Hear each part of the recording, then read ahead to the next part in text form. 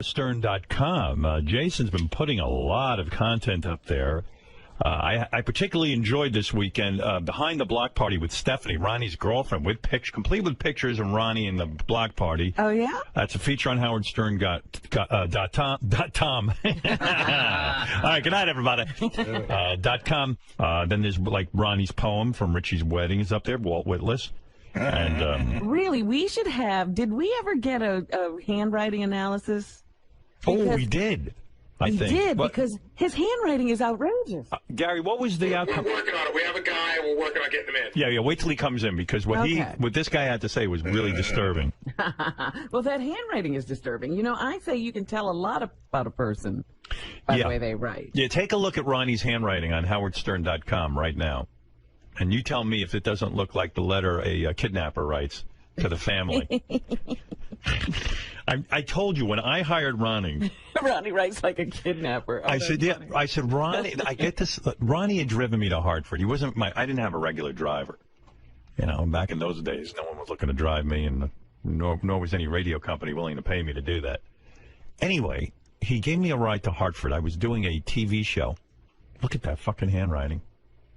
It's scary. Yeah. All right. I was doing this TV show where it was a stand-up comedy special where I was the host. It was in Hartford, and he drove me from New York to Hartford. And afterwards, I go, hey, he's a pretty good dude, this Ronnie. I liked him. And NBC decided to give me a driver and a car. And so, or was it a K-Rock? I don't even remember. Was that K-Rock or NBC? No, he was still in NBC. NBC, right. Yeah. He got fired right after that. Right. Oh. And so, you know, when I got the go-ahead to have a driver... You remember this guy? No. I must have, I don't know, but Ronnie had written me a note to my home. He dropped it off at my home. No, I didn't. Where did he come into? Don's office. Oh, he did? Yeah. And what happened? Here's what happened. No, you wrote me some kind of note at home that said, you know, basically, hey, I love driving you or something. It's one of those things. No, actually, what happened was, the first part of it that happened when we spent the whole day together. Right. And we wound up in that guy's house, remember? Because it was supposed to be, he was supposed to do this thing. Oh, yeah. It was a hurry up and wait thing like everything else. Yeah, we had to wait at some guy's house. I do remember that. Some general manager at a radio station. Yeah. And it was me, you, and Fred. And Fred's, you know, we got to talking a lot. Me and Fred. Oh, yeah, Fred was there, too. I think it was the TV station guy? Yeah, it was the guy who owned the television station. Yeah. We wound up at his house, sitting in his living room. Yeah, in the woods. I remember that. It was a kind of a cool cabin-looking thing. Yeah, so... I spent a lot of time with Fred also, talking to him, you know, and I just gave two loons. Yeah, and I gave him finding each other. I gave him my business card, and I said, you know, hey, if anything ever comes up, give me a call. Yeah, but there was some note that you wrote. I wrote a letter to you, saying that I had been with you, and I said it was great, you know, and if you ever need service in the future. Well, this letter... Oh, stop it. It wasn't written in crayon. Well, this letter was written in the same handwriting that Ronnie... You look on 𝗦𝗵cie𝘄.com at Ronnie's poem. Listen. You ever want to see the Lindbergh baby again? Dude, I have a really shit handwriting, okay? I mean, at first I thought, okay, someone's taking my kid, and you know they're holding parental. Oh, stop it! All right, how much do they want? Well, 50,000 in a bag under the bench by the number. Listen, I brought two of your kids home from the hospital. I know you did. I didn't kidnap anybody. Calm down. You're not even understanding the joke. I understand exactly what you're saying. I'm saying you are a kidnapper. Yeah. I'm saying, okay. Well, I'm looking at this thing, and I remember saying to my agent, I go, listen. The guy, you know, he seemed like a nice guy, but look at his fucking handwriting. And my agent looked at me and goes, I don't know, you can hire this guy. I said, maybe he got out of jail. I don't know if he went to school. I mean, it's like the block lettering of a fifth grader. Not even. And it changes sizes and runs. It's very, very strange. Can you make it, Gary, even that handwriting guy, what was he saying? Because I know it was sort of a preliminary discussion, but... Hold on, let me find. Give me 2 seconds. Yeah, you got to hear what this guy had to say about Ronnie's personality based on the handwriting. Do I care what he Let me see that handwriting. You never care about it. No, I don't care. Look at it. Like every letter is like look at the Y. It's all. I wrote it big like that, and here's the reason, okay? But why'd you write my letter big like that? I didn't write it like that. You kind of did. No, I didn't. I'm telling you. No, I wrote the letter in regular letters, but it was printed because I have the worst fucking script handwriting there ever is. Me and my mother have the worst. You know, had the worst handwriting ever. Well, anyway, Like it's in the family. Yeah, exactly. It's inherited. Yeah. You can't change it. So anyway, I look at this thing, and I said to my agent, there's no fucking way we can hire this guy. He's obviously either deranged or unstable. Stop it. I'm telling you, this was the discussion, I swear on my life. Yeah. I was nervous hiring a guy with handwriting like this. Oh, here's what the expert said. I do handwriting analysis. I see many red flags in Ronnie's handwritten wedding poem. Yeah. The biggest flag is in the heading. The shape of the letter Y, yes, in the word by, has what is called a felon's claw. Because the lower part of the Y has a claw-like shape. People that make a felon's claw will pretend to have your best interest at heart, but will eventually stab you in the back. Yeah, okay. Wow. As soon as someone treats them nicely, they turn on them by doing something detestable. The last person I knew that used a felon's claw was my sister's ex-boyfriend. He ended up emptying a gun into his new girlfriend, killing her in front of her 17-year-old daughter. Wow. There are many other red flags with the sizing, spacing, margins, and pressure of his handwriting. Yeah, that's what, look how hard he presses down. Yeah. Press it down. It's a magic marker. He writes angry. Yeah. Howard, be careful. I write angry. Yeah, okay. It's only a matter of time before Ronnie turns on you in a dangerous way. Yeah, well, There I you guess, yeah. Guy's an expert. 26 years, man. I guess I better, you better watch out. You are nuts. I should have shot you a long time ago. You're overdue. Well, Yeah, Today you're way is the day. overdue, man. well, anyway, so my agent had a talk with Ronnie on the phone. He says, hey, the guy's got a reasonable price because a lot of people are trying to milk me because they thought I had a ton of dough. No, Right. well, he actually called me into his office. Yeah, that's what it was. Yeah. So, you know, He wanted to look you over. Yeah. I looked at everybody's pricing and I said, you know what? Money rules over crazy. I'm going to go with the guy who's reasonably priced. And that's how Ronnie got his job. There you go. All right. Thank you, Ron. Governor Ronnie. What is it? Whatever your name is. Gary, there's one other thing going on with Ronnie Yeah. that Jason brought to my attention. He wanted me to talk about. So you know the guys are doing a show, Will and Jason do a show called The Back Office Show? Yeah. So they did the show last week, and I guess one of their segments is the overlooked news story of the week. Right. And the overlooked news story of the week was that Ronnie's girlfriend wants to get married. And she's got a plan and even a date. So I guess both Ronnie and her called into the show, but Ronnie says... No, she didn't call it. I called. You called it. Yeah. Ronnie says he's not getting married. Every kind of conversation we've ever had, you told me she doesn't want to get married. No, here's what happened, okay? Go ahead, dude. She was drunk, okay? Yeah, right. And... That's the only way you could want to marry Ronnie. Exactly. First of all, I love her to death. Let's get that straight. She's great, and Right. we're having a great So time. if you love her, give her what she wants. And we're traveling, Even and we're right having fun, and it's awesome. So she caught the bouquet at the wedding. Right. When Rachel threw the bouquet. Right.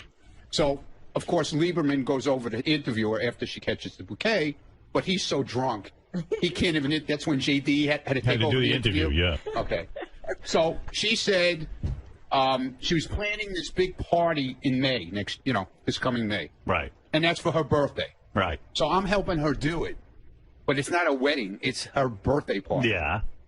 Well, dude, look at it this way. But what she wanted as a gift. No, she's never... Listen, we've talked about this numerous But she times. wants to get married. No, she doesn't. Dude, she said it. Even if she was drunk, she said she wants to. All right, What is but- it, Jason? But we talked about it, and it's not happening. She knows that. Why not, though?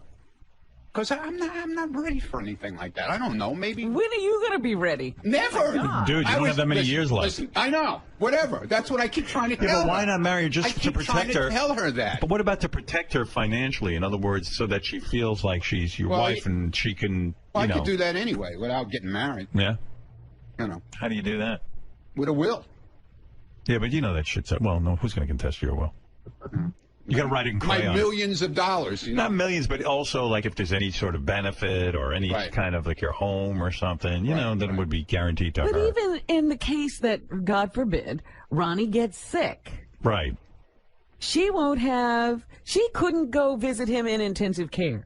Would you want to visit Ronnie in intensive care? No, but you know. But that's true. If you're really in love with her. Something to think about. Yeah, I know. You won't make an honest woman out of her? I don't know. I mean, she's certainly proven she's Not right devoted. now. How many years you been with her now? Over 5. Wow. All right. We'll see. You know, he is the catch of the century. I've seen these women throw themselves at Ronnie. No, he is a century. Yeah. Yeah, okay, Robin. No, he's the catch. You're not far behind. He's the, you're not far behind. You got that right. She's catching up to me real quick. Right. I'll never catch her. She'll never give up the dickie. Yeah, you got that right. Right. Well, all right, Ronnie. All right. A lot of controversy swirling around that. No controversy. Right. I called in and I explained the whole situation. To I would love to hear that. I like Jason's show. It's pretty cool, actually. That's what I heard good things about it. A lot of people like it. A lot of cool shit, man. That you, Are you, someone told me a rumor you're writing another poem? Yeah. I worked on it over the weekend. Yeah, what's this one What's about? the new Dude, inspiration? it's. I don't have a real title for it yet. I'm trying to figure it out. It's about. It's kind of like the show in the hallway type thing. Yeah. What goes on out there in the hall? Would you ever publish a book of your poetry? Yeah, in crayon. And It's Ronnie's got to handwriting. be in his hand. Yeah, I'm working on it. They actually, I'd buy that. Fred asked me to work on another poem. You know, Well, it is autumn. he took. Well, I'm not doing autumn. Oh, sorry. He already wrote Winter. It's about the. But he's got 3 other seasons. It's kind of about the show. Ooh. Oh, good. Yeah. I like when you write about the show. Yeah. All right, Ron, All right. thank you. There he is, Ronnie, the limo driver. He says no marriage for him. Not right now, anyway.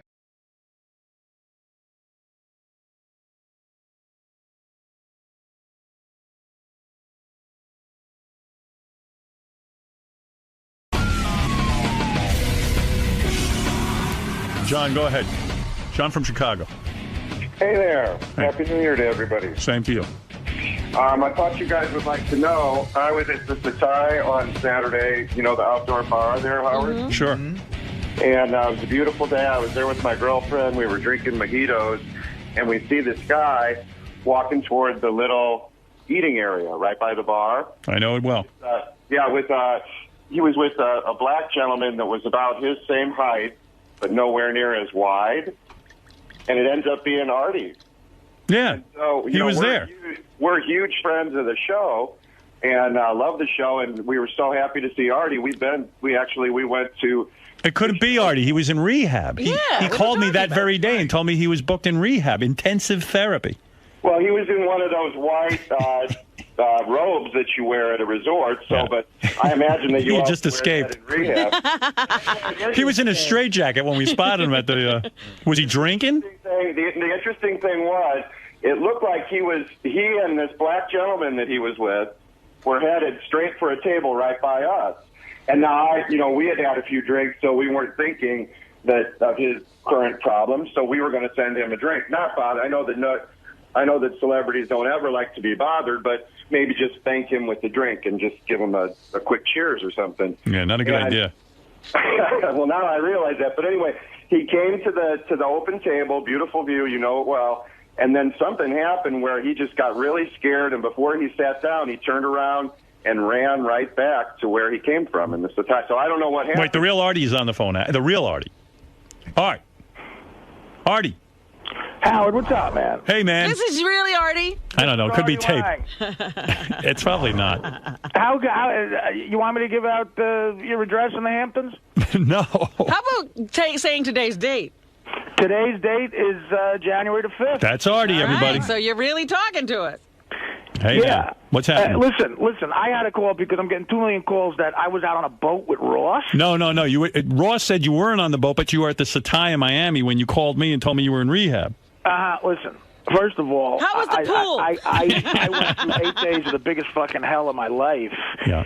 I'm using the word rehab because it's a bunch of things. It's a place where people go to get off drugs. Absolutely. I was there with a bunch of people trying to get off heroin, sleeping pills, blow, crystal Yeah, meth. people can do that anywhere. Yeah, but I want to listen. I'll say this when I come in. But You got to come in and tell us all I of don't know if Colin Quinn wants to. Colin Quinn and my sister led the most retarded. It was a more retarded intervention than when I tried to help KC out. I was held up in my, in my bedroom in my apartment, and I was out of it. I wasn't in a good way. It was 2 days before Christmas, and my sister, who's like an angel, she came to help, and she comes every day to make sure I get out of the house. And so I saw her at the door, and I look, and I see something that looks like a cop sleeve next to her. I'm like, who are you with? And she said, I'm just with Colin. And I go, well, it looks like a cop. And Colin goes, it's a fucking jacket the Army gave me. Hey, but Artie. Yeah. So I'm trying to understand what happened here. So why were you in rehab anyway? I thought you were fine. Oh, yeah, right. Were you doing stuff? What was going on, Artie? Tell us now. Was I doing stuff? Yeah, I was doing everything. Were you doing heroin? Yeah. Oh, you were? Yeah. And you wonder why we call you a liar. Yeah, well, listen, Robin. I still believe you weren't doing it. Would you lie about that or what? No, Artie, I would never. You wouldn't lie about that. If you were trying to keep a career going, you were on heroin, you wouldn't go no. You've never lied anything? You ever lied to a boss about anything? Sure, but I wouldn't tell people I'm not a liar. Enough said. But, Art, how did you know? I mean, when you called me and said you were in therapy, how'd you end up in Miami? He got lost on the way to Because I left Artie this beautiful message about how proud I was of him, and then the next thing Gary calls me up and goes, "It's all bullshit." I go, "What are you talking about?" I said, "Bullshit." That's the other thing I'm calling about, that fucking asswipe Gary. It's not bullshit. No, but Gary was right. I mean, I went. It's not. No, Howard. I went to a place. Listen, I went to a place that's in South Florida, right? That Colin Quinn found for me. It's a spa, though, right? It's not a rehab. It's not a spa, no. Okay. It's a place where people go to get off drugs. It's a place where people go to try to help themselves get cured of tons of awful diseases. It's not a happy place. When you say a health spa, it makes it sound like it's a happy place. These are people. Everyone there has a lot of problems. But do they let you off every afternoon? It's not a lockdown, but I didn't go anywhere for 8 whole days. The problem is, I'm supposed to, what do you want me to do? I'm not going to move there. No, but I went there and I. But all right. What? So the day that I called you to congratulate you on being in rehab, where were you? Someone told me they saw you at Nobu. Yeah, right. That day I was in Miami. But, so you called from the 𝗻𝗃. But listen to say, Howard, I'm in rehab. Right now. What? I'm in a hotel right now. It's a nice hotel in Miami, but I'm not. Oh, you are? Oh, you're not at the 𝗻𝗃. So why aren't you at work? Yeah, why are you in Miami? Because I'm still doing treatments at the place. I couldn't deal with staying at the place anymore after 8 days. I didn't love the room I was in. I kind of You see, this is the kind of rehab you have to have. Everything has to be the way Artie wants it. Listen, Robin, if you knew what I paid for this fucking rehab, I would have said to myself, where's the butler, for Christ's sake?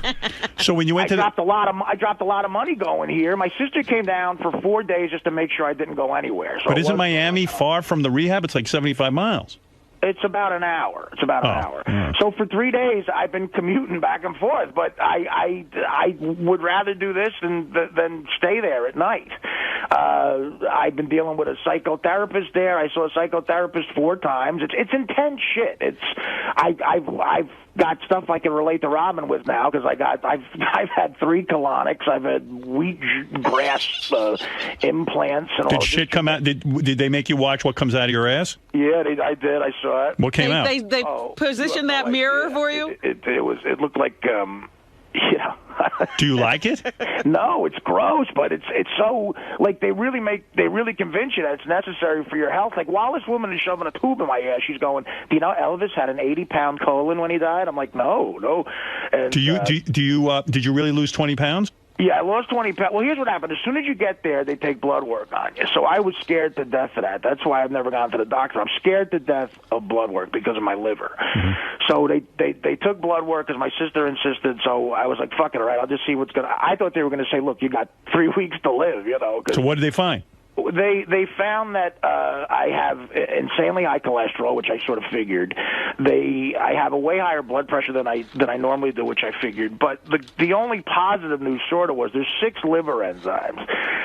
All of them were fine except for one, and that happens to be the most important one, but that was like through the roof.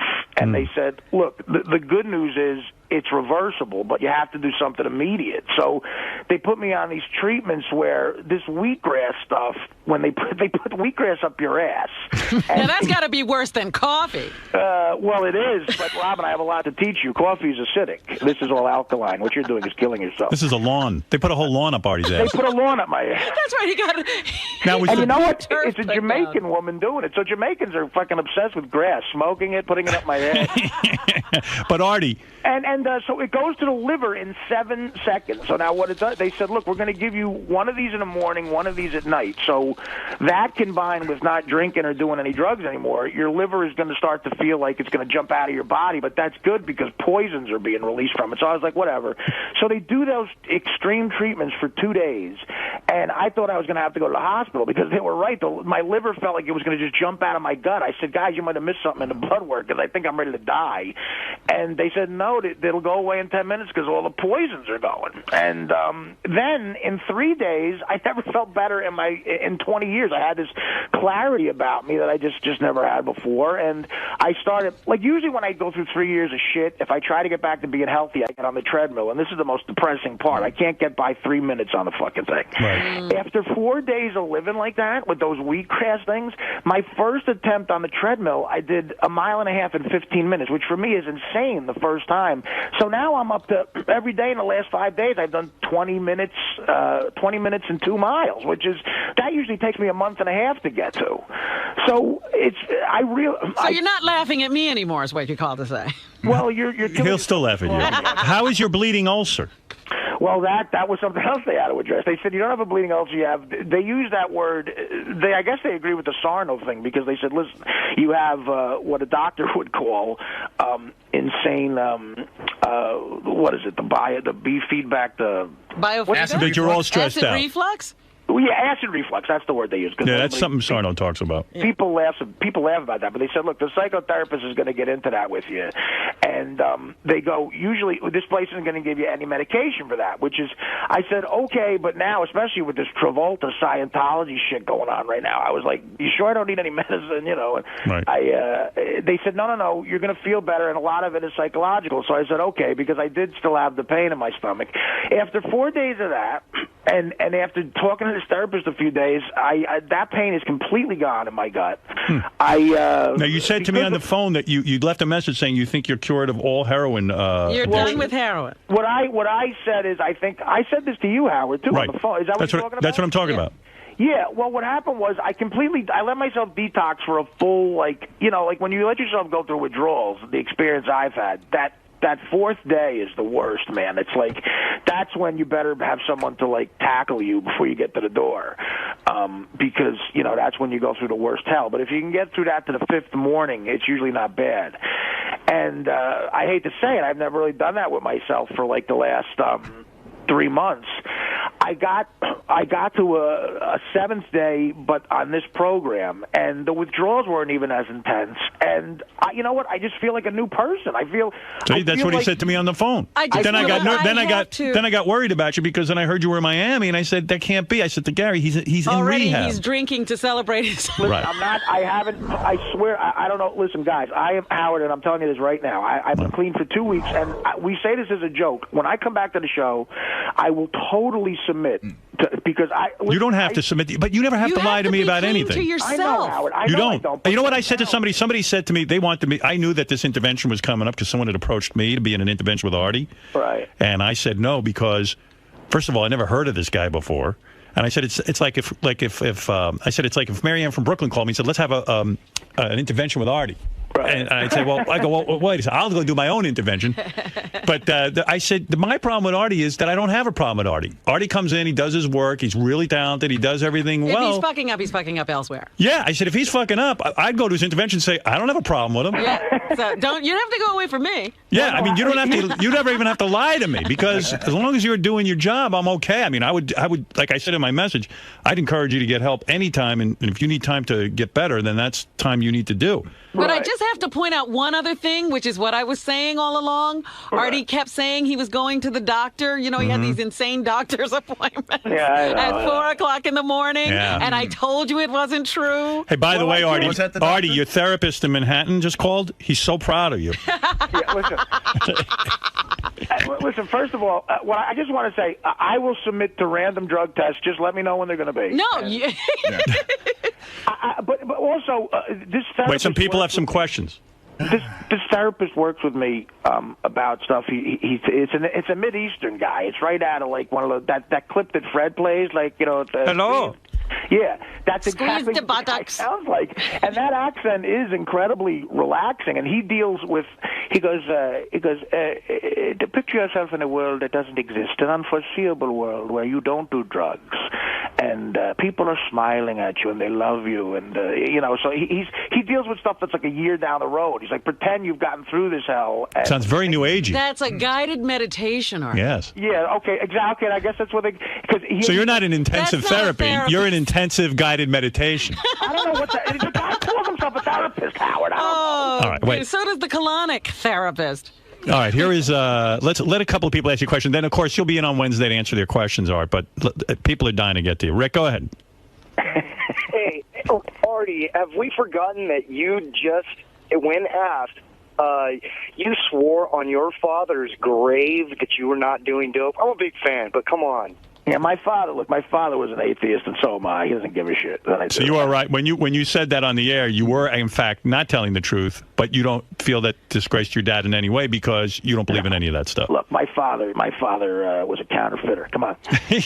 By the way, I've said this on the air all day. Yes, I don't know I read if your Artie book when heard you come in. that. I Yeah. wanted to talk to you about it because I thought it was brilliant. It was great. Yeah, thanks for the message about the book. I appreciate it. Yeah. But, I left you 2 messages. Yeah, if you're right, you were extremely nice, Howard, which was very uplifting. It's a great book. And you were lying to him. So. No, I wasn't. And, No, I'm talking to Artie. Oh, Artie, yeah. you're nice to Artie him, was lying to me, and and he was lying to you.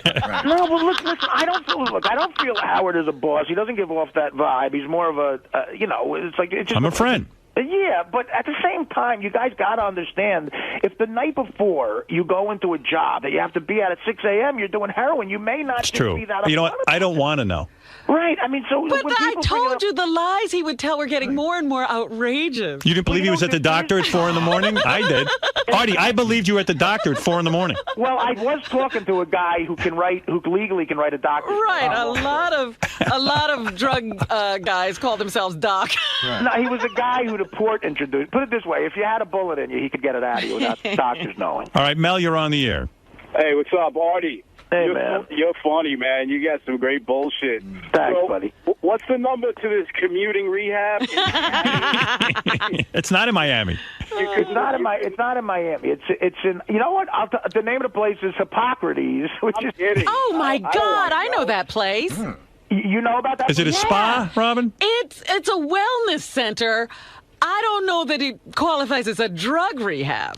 There were tons. The name is Hypocrisy? Hypocrisy is where No, what Artie is- is. no, really, what is it's it? called Hippocrates. Hypocrisy. Felt like it says hypocrites to me. But you know, this guy, the meditation guy. By the way, you hear my phone ringing? That's a bunch of people calling me because now they know the hotel I'm not in. But anyway. Hey, Artie. Wait, you know, this guy, the meditation guy, says to me, he goes, picture a world where unthinkable things happen. Like, there's a subject Robin Quivers knows nothing about. No, but what I heard is Yeah. that your sister and Colin tried to get you to go to rehab, but you said no. Well, here's what And then happened. the only Go to wheatgrass clinic. the only thing that he agreed to was this. Yeah, well, my sister had my car, the car all set up to go up to Monticello, New York. Wait, that might be room service. Yeah, there's one thing he hasn't given up. He's still eating. Yeah, believe I got an egg white omelet with steamed spinach coming up here. I've been.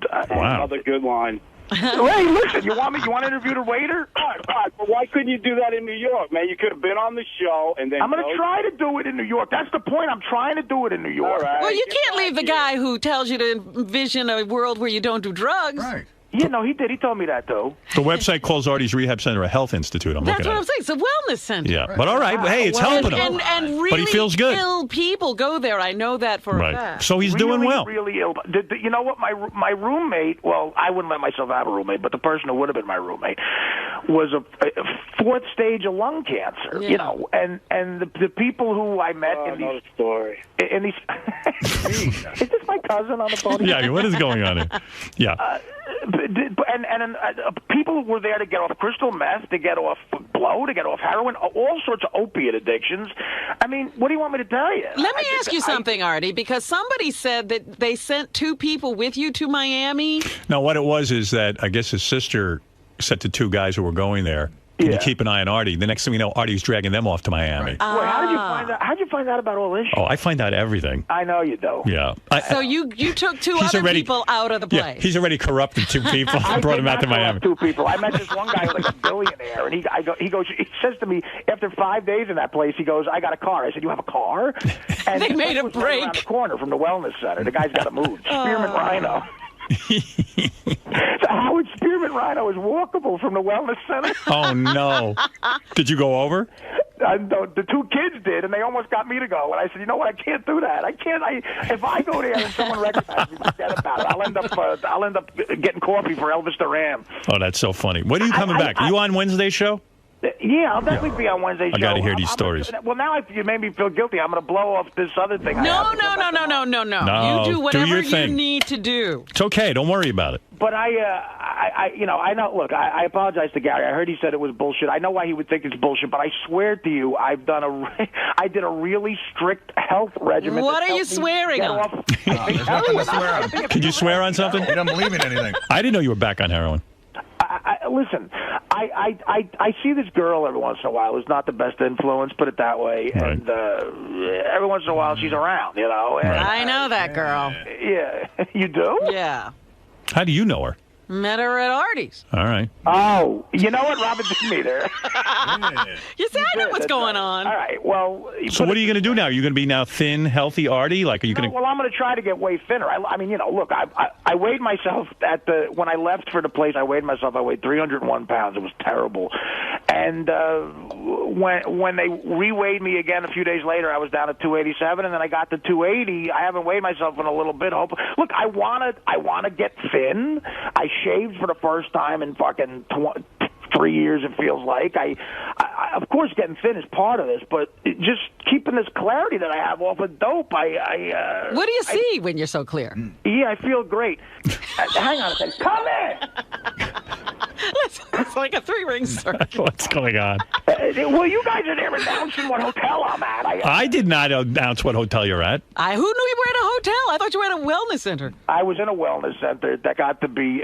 Well, you announced what wellness center you're at. Nobody blames me. No, I'm not blaming you. Oh. When I called the show, a person called me up and said, Art, they said you're at the 𝗦𝗃𝗃. And I said, what? What's going on? No, they said they saw you at the 𝗦𝗃𝗃. Oh, yeah, well, I was there. By the way, the 𝗏𝗃𝗃 here is amazing. They saw you at 𝗏𝗃𝗃. All right, listen, Artie, it's getting late. I want you to... I'm sorry, buddy. No, don't be sorry. We're finishing work today. Yeah, we're at work. And I'm finishing rehab, Robin. So, listen. You know, Artie, I love you. I love you, We want to see you get well. I'm know, really happy you're feeling good. I do feel great. As I said in the message, I encourage any kind of help you can get. Thank you. And I'm happy you're doing it. I'll see you on Wednesday. Feel good. Feel better. And Howard, I'll explain why I am. You know what? I'm at Caroline's Thursday night at 8. Perfect. Friday night, this Thursday the 8th, and Friday night the 9th, I'm doing 3 surprise shows at Caroline's. And I'll explain why I'm doing that. I wanted to make sure I did that after I came back to you guys, obviously. But I'll explain why all that's happening. But people will be seeing the new Artie, 20 pounds lighter and fully shaved. Fully shaved at Caroline's this upcoming Thursday. All right. Buy tickets now. But I will explain why I did that, too, because I heard you guys were goofing on that. Artie's Biggest Loser tour. Yeah, okay. You guys, if you need me, put up the Fat Loser signal. What is it, Ralph? Yeah, Ralph wants to say hello to you. Yes, Ralph. Artie, I'm glad to hear you're doing well. Ralph, 1 second. I really got to let the room service. Go ahead. 1 second. Room service. No, boo. He's got room service in rehab. I'm not holding out much hope on this one, but no, I don't think this will last. Next week. Yeah, well, you could see why we were thrown when, as I'm making phone calls to Artie over the weekend, telling him how proud I am of him, and then we find out he's in Miami when he's supposedly at the wellness center. But you always do that. You always get proud of him, and he lets put it. My suite is so enormous. You know what we have to do? Put it right on the coffee table, buddy. Thank you. We have to find out, how much he laughed at Lisa G's texts. Hey, put that guy on the phone. I want to ask him what's your breakfast. All right, hey, waiter, come here. Waiter, come here. Sir? Waiter. He's a Chinese guy. Hey, come here, buddy. Tell me you're on the You know who Howard Stern is on the radio? You ever hear Howard Stern? Satan. Talk to my friend here. He wants to know what I'm eating. Tell my friend what I'm eating for breakfast. Yeah, come here, buddy. Come here. He's going to get on. Step over that cocaine. Artie sounds like he's high now. Yeah. Hi. Yes, sir. The client is having 1 omelet and orange juice. Yes. Yes. That's it? What's in the omelet? Spinach and mushroom. And is it egg whites or? No, it's no. Whole eggs? Yes. Another lie. See, and is he having toast with that? No toast. No toast. Interesting. What kind of bread? No, nothing. No bread whatsoever. Is there butter on the? Do they cook it in oil and in butter? No, just it's vegetable oil, no butter. Oh, good. Okay. What else? Impressive. What else? No Just cupcakes. Yeah, no cookies, just a simple omelette and orange juice. And is this the first time you've been in his room this morning? Or have you made multiple deliveries? No, it's my first time, sir. Okay, thank you. And do you see anything else? Any suspicious substances? You see heroin or cocaine in that room? No, nothing. Is it neat and tidy, or does it look like an orgy took place? Has the bed been defecated in? Does it look like Sodom and Gomorrah?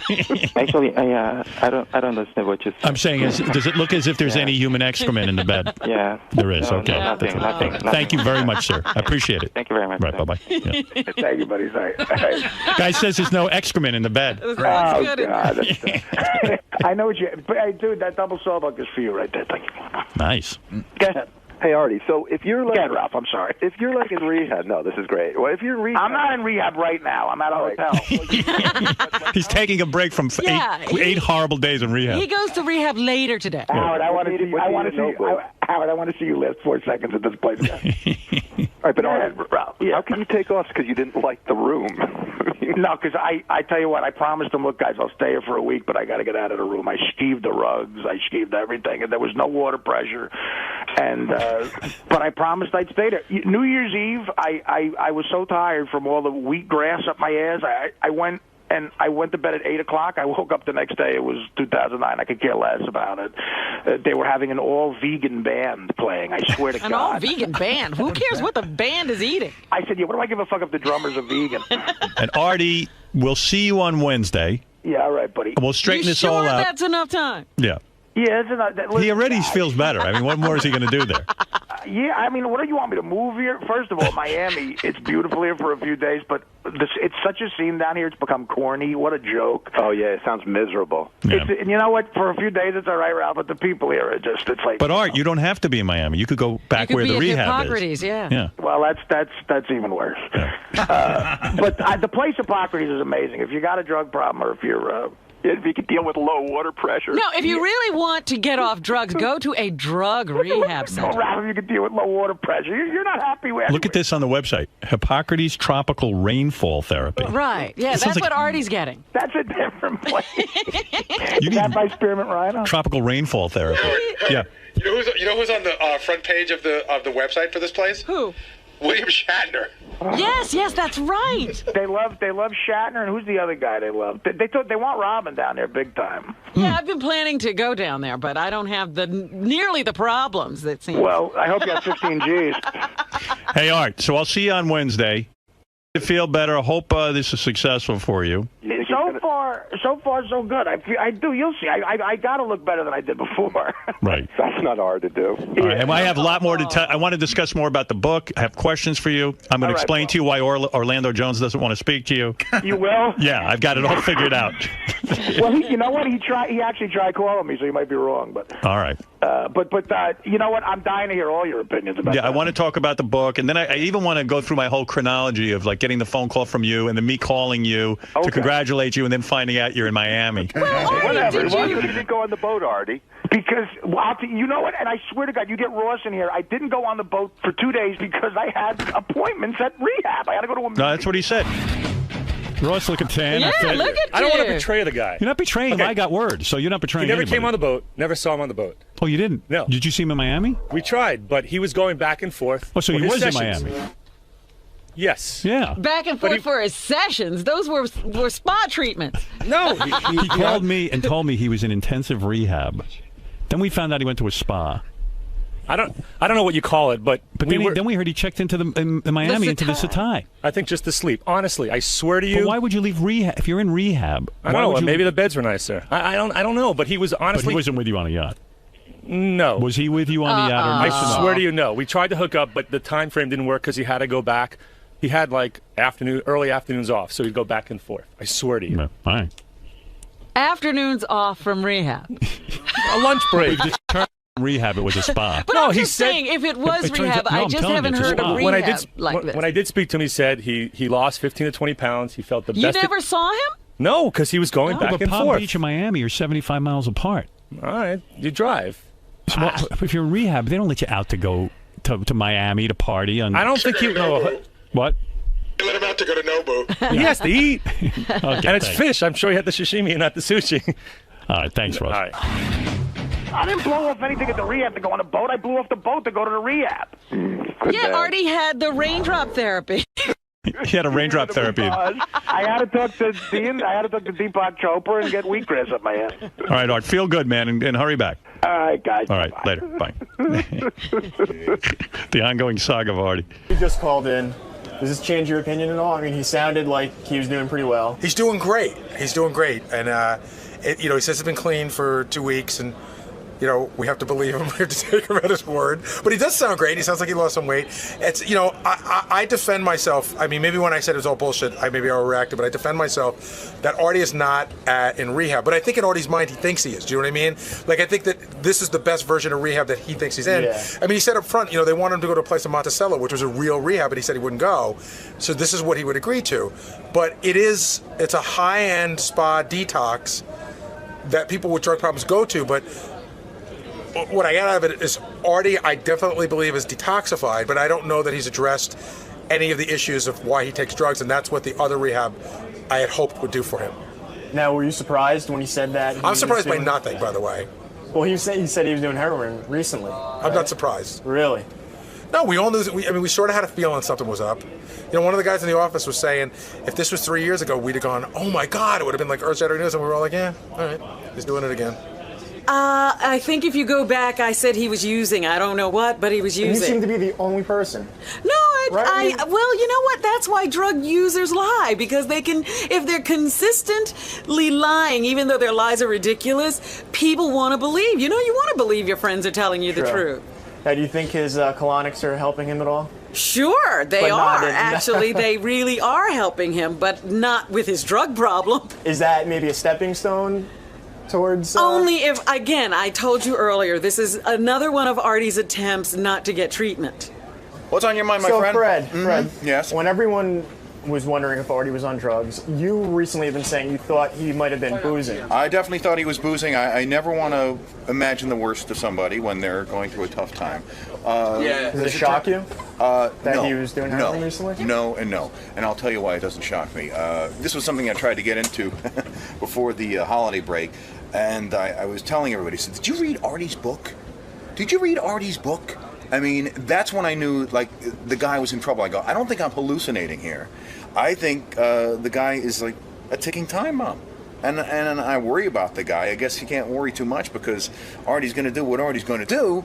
But, it's like, I read the book, and I read what he did before, and to me, it just seemed like nothing that he was doing in the past was ever getting solved, and history was bound to repeat itself. So, no, it doesn't surprise me. Now, what do you think about his little stint in this so-called rehab? The so-called rehab that he's going to is kind of like going to Pam Anderson for marital advice. Whatever. All right, we'll hope for the best on Wednesday, I guess. Hope for the best.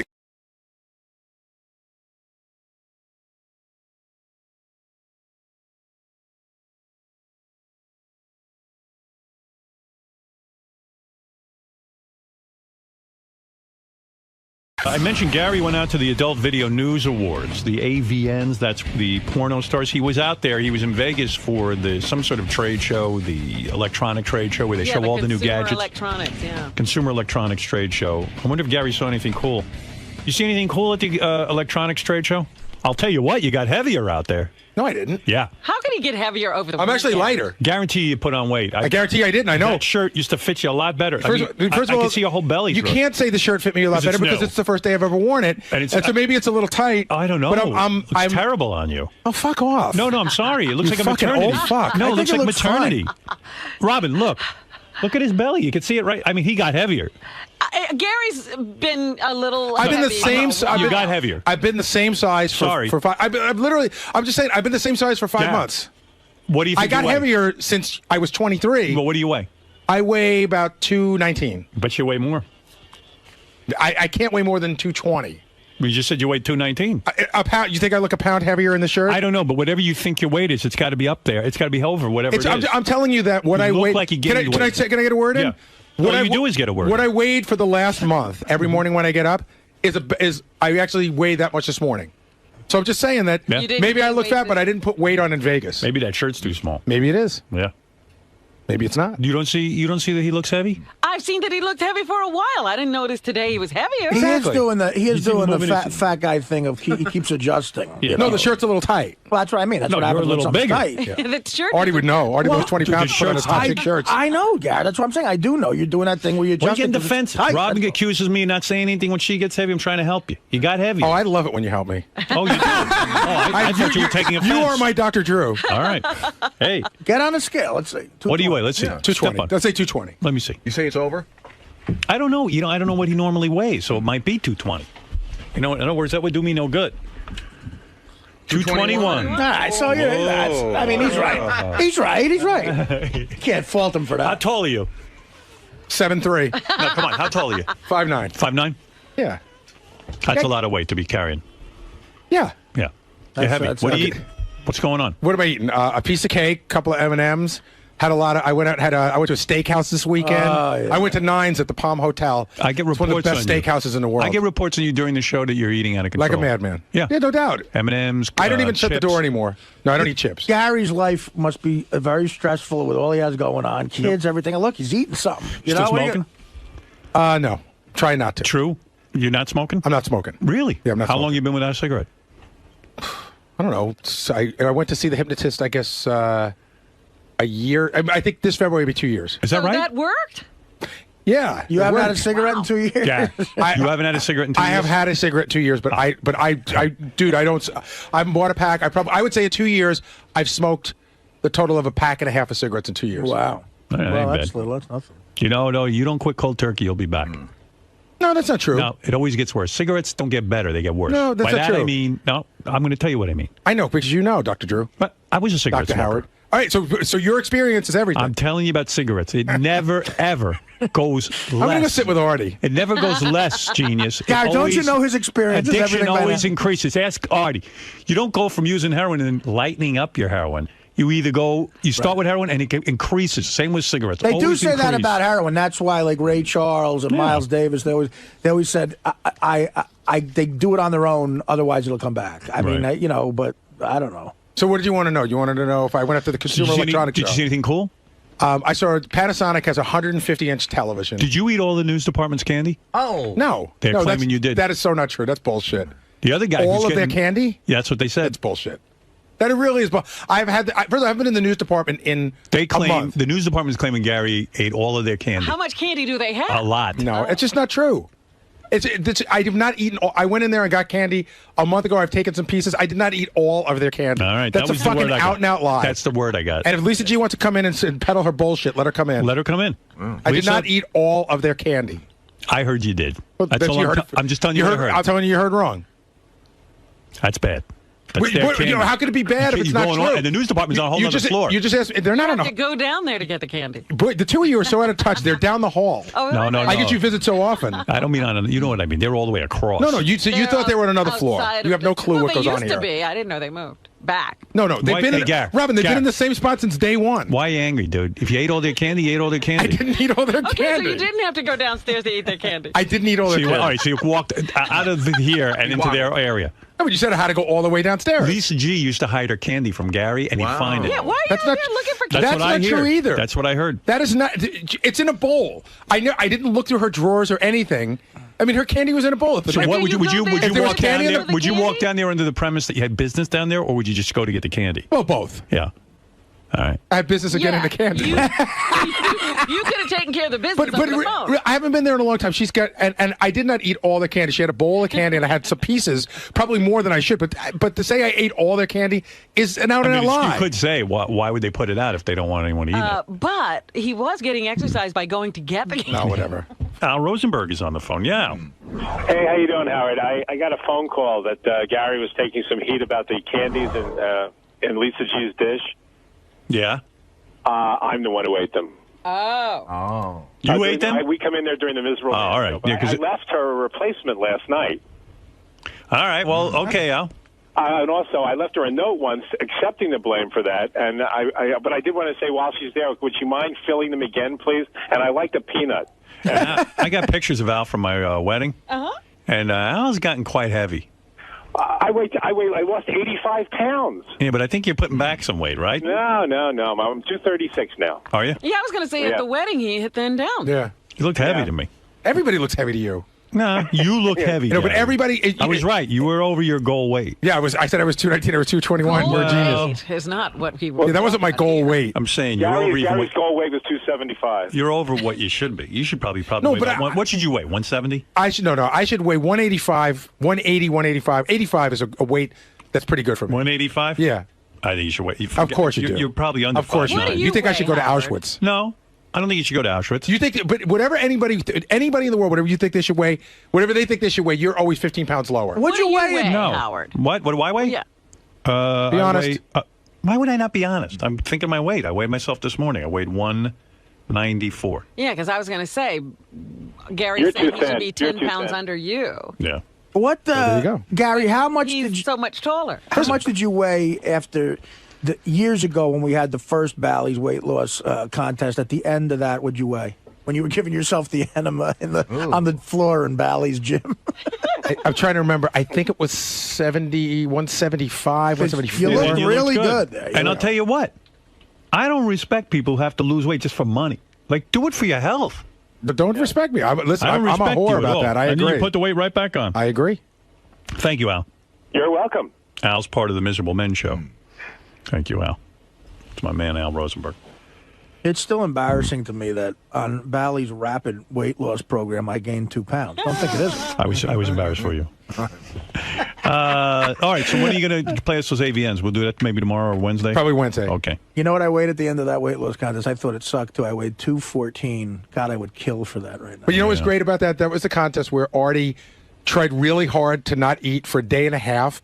And it was killing him. And he broke down. Remember, after the Yankee game, they stopped for 2 slices of pizza. Then they had that. Then he stopped to get, like, burgers or something. Is that what you weighed back then, 214? Yeah. Geez, you would love to weigh 214 right now. Are you kidding me? I was even looking at the poster in the hall where he's walking with the cup in his mouth and all. Yeah. He was thin then. Well, I was thin when we started he was here. I was considerably thinner than he is now. And he'd like to be there now. Yes, you're a big mess. You're not letting Now me I'm do looking coke. at the height and weight table, and it says for a guy 5'9", even with a large frame. Go ahead. The ideal weight is 155 to 176. Right, now look up your height and weight, Robin. 155. I'm just looking. No, I'm just saying. 155 to what? 176. So true. Fuck that. There's no way Gary should be Robin, weighing look up yours and see if you're in there. Because you look great. No, I'm just saying that those charts are fucked. Those charts are from the 50s when people were smaller. I'm telling you. Come on, 150 Gary. a guy 5'9", 155 will look like No, a fucking Artie, I ain't saying string I ain't bean. saying 155, but I'll tell you what, with him, 175 is the right weight. Well, that's what he was at the That's a great weight, but it's a hard weight to maintain. No. I always felt good at You know what 185. you do? Because you take the bottle and the blanket out of your crib, and you say to yourself, I'm a man, I'm going to have 3 meals a day. You see what I just had? I just had a big sandwich. Yeah, I got it. Looked great. Giant sandwich with tuna salad and the whole thing. Tuna fish sandwich. You know it looked good. It's a giant tuna fish sandwich. Yeah, I don't eat tuna fish, all right, but that's whatever okay. you eat. I know some of the stuff from Eat an egg looks salad, great. whatever you like. I don't know. My sandwich from Pump is great, and Howard has it every once in a while. Turkey burger with mozzarella. That's the one I actually recommended. You know what I had last night for dinner? I'm going to tell you what I had last night for dinner. What's that? Big fucking lasagna. But that's it. After the lasagna was over, that's it. But he also jogs a lot. You know what? I didn't jog at all yesterday. Yeah, but you would have to, that diet without the jogging out, you'd gain weight. You would Okay, gain Artie, weight. I haven't run more than a mile in how 3 long? weeks. Still, running And a I have- mile and is I've more lost than- weight. Running a mile is a mile more than any of us run. All right. That's what I mean. Are you happy with your Without- are you happy with your weight right now, or do you think you need to lose a couple of pounds? I could probably lose 3 pounds. Wow. See, that's But I keep almost it within 3 to 5 pounds. So you're saying you should be what, about 190? I should be 190 ideally. Yeah. Ideally. 6'5"? 6'5". 190. That's a great weight. That's Yeah, that's what I got to be. What does the chart say about that, Wait a Robin? minute, let me go back to the chart. Howard's got to be under the chart for sure. Good. Keep me under there. I know when I'm heavy. I bet You know the what it chart is? says something you'd go, that's ridiculous. I bet don't that's what the have, chart says. like, if I stopped running and probably worked out with weights more and did intense working out, I'd probably pack some muscle on and look a Yeah. little better. And weigh a little more. Yeah, and Well, weigh a why little would more. you do that at 55 years old? You look not good. gonna You do look that. great. That's you look it. This is fine. my look. You're healthy. This is your look. This is The it. chart stops before Howard's height. You look good in public Yeah, they school never- shirts. I never was on the. All right, what does 6'4" say? 6'4", it says, for a large frame, 181 to No, but 207. what about a thin frame? A thin frame, 162 to 175. There you go. Oh. You're probably if the chart went that high, you'd be under it. I think you're in the middle, like a middle frame. No. He's not. He's a smaller frame. You think with his wide shoulders and everything? And he's 20 pounds heavier than the highest weight there. But that's for 6'4". to 197. Oh, 6'4". To 197, Art. So what? A small frame? No, large. 171 to 187 is a middle frame. A large frame is 181 to 207. So you'd say you're a middle frame? Yeah. You're heavier than that chart says. That's for a 6'4". But let's talk about that chart. I'm 6'5". Okay. Right, so he's probably got some leeway. He's probably right on there, right on the right thing. Fred's in great shape, right? Yeah. And I'll bet you if you compare the chart, Fred. I guarantee Fred falls in the right area. I bet he does. Fred's what? Fred's a medium frame. Want to know something? I'm probably about, according to that chart, I'd probably be considered to be 10 pounds over. That's right. Yeah, how tall are you? Height. How tall are you? I'm between 6'2" and 6'3", 6'2" and a half. All right. I'll go to 6'3" then. And Fred, is Fred a medium frame? Yeah. He should be 167 to 182. What do you want? That's a little too low. I'm probably about 210. Oh, you are? Oh, my God. Fred's obese, according to that chart. Hey, Gary, I'm he just fits in saying. his shirt. You don't. I'm just saying that that chart's retarded. Yeah. Go to me. I'm fat. That chart's retarded. Yeah. Do you get don't fit the in your point? shirt. I'm fat. The chart's retarded. Yeah. So okay. So what does it got to do with anything? Because you bring up the chart like it's gospel. That shirt looks too tight on you. Okay. That's all I'm saying. I won't wear it again. I'm just helping you out. You are. You're so good to me. All right. Thank you. Can I ask you a question? Do you really think you're helping me out? Yeah. Or do you just breaking my balls? No, helping you out. You really think you're helping me? Yeah. Thank you. You need someone to talk reality to you. You do. Good. You want to? You know what? You look great. You look great. That shirt looks great. Wear it every day. I didn't say that either. Sorry. Just don't say anything. You look really good. You look nice. You would rather he not say anything. My shirt doesn't have a hole in it. You walk in, you got the chins going. I mean, come on, stop it. You don't look good. You're a young man. You have more. I'm not a young man. I'm almost as old as you now. You got young kids. Come on, you catch up to him. You're a little Bob bloated. That's all. Oh. All right, thanks, Gary. There he is, fresh from his trip to Vegas. Gary 𝗛𝗏𝗍. Gary. Yes. Do you think your shirt looks good on you? I don't know. I haven't looked in the mirror. I put it on today. It does feel a little tight. I didn't think it looked like. I don't think I look like Richie Balinson, okay? You know what I'm talking about? Yeah. Like, I don't have the Tim Sabian thing where the buttons are screaming. So, maybe it looks a little... I mean, again, that's him talking. But Artie's right. I do have the thing. It's tight on me, so I feel uncomfortable in it. I've noticed, like, the picking, like what Howard says. But I do that no matter what. I do that with a regular shirt. But I do that all the time. Do you think Howard's being a little outrageous, saying, like, you're so overweight and... Well, I am overweight, but he would, he would have it be like he doesn't know what obese is. He should go travel the Midwest. But that doesn't that doesn't mean I'm not fat. Yeah. I'm fat. But in Howard's world, I'm at the high end of the spectrum, and I'm just so not. What do you need to lose, you think? Like 20? I need to lose 35 pounds. And he would say you probably need to lose... He thinks I need to lose 45. You definitely know. You know.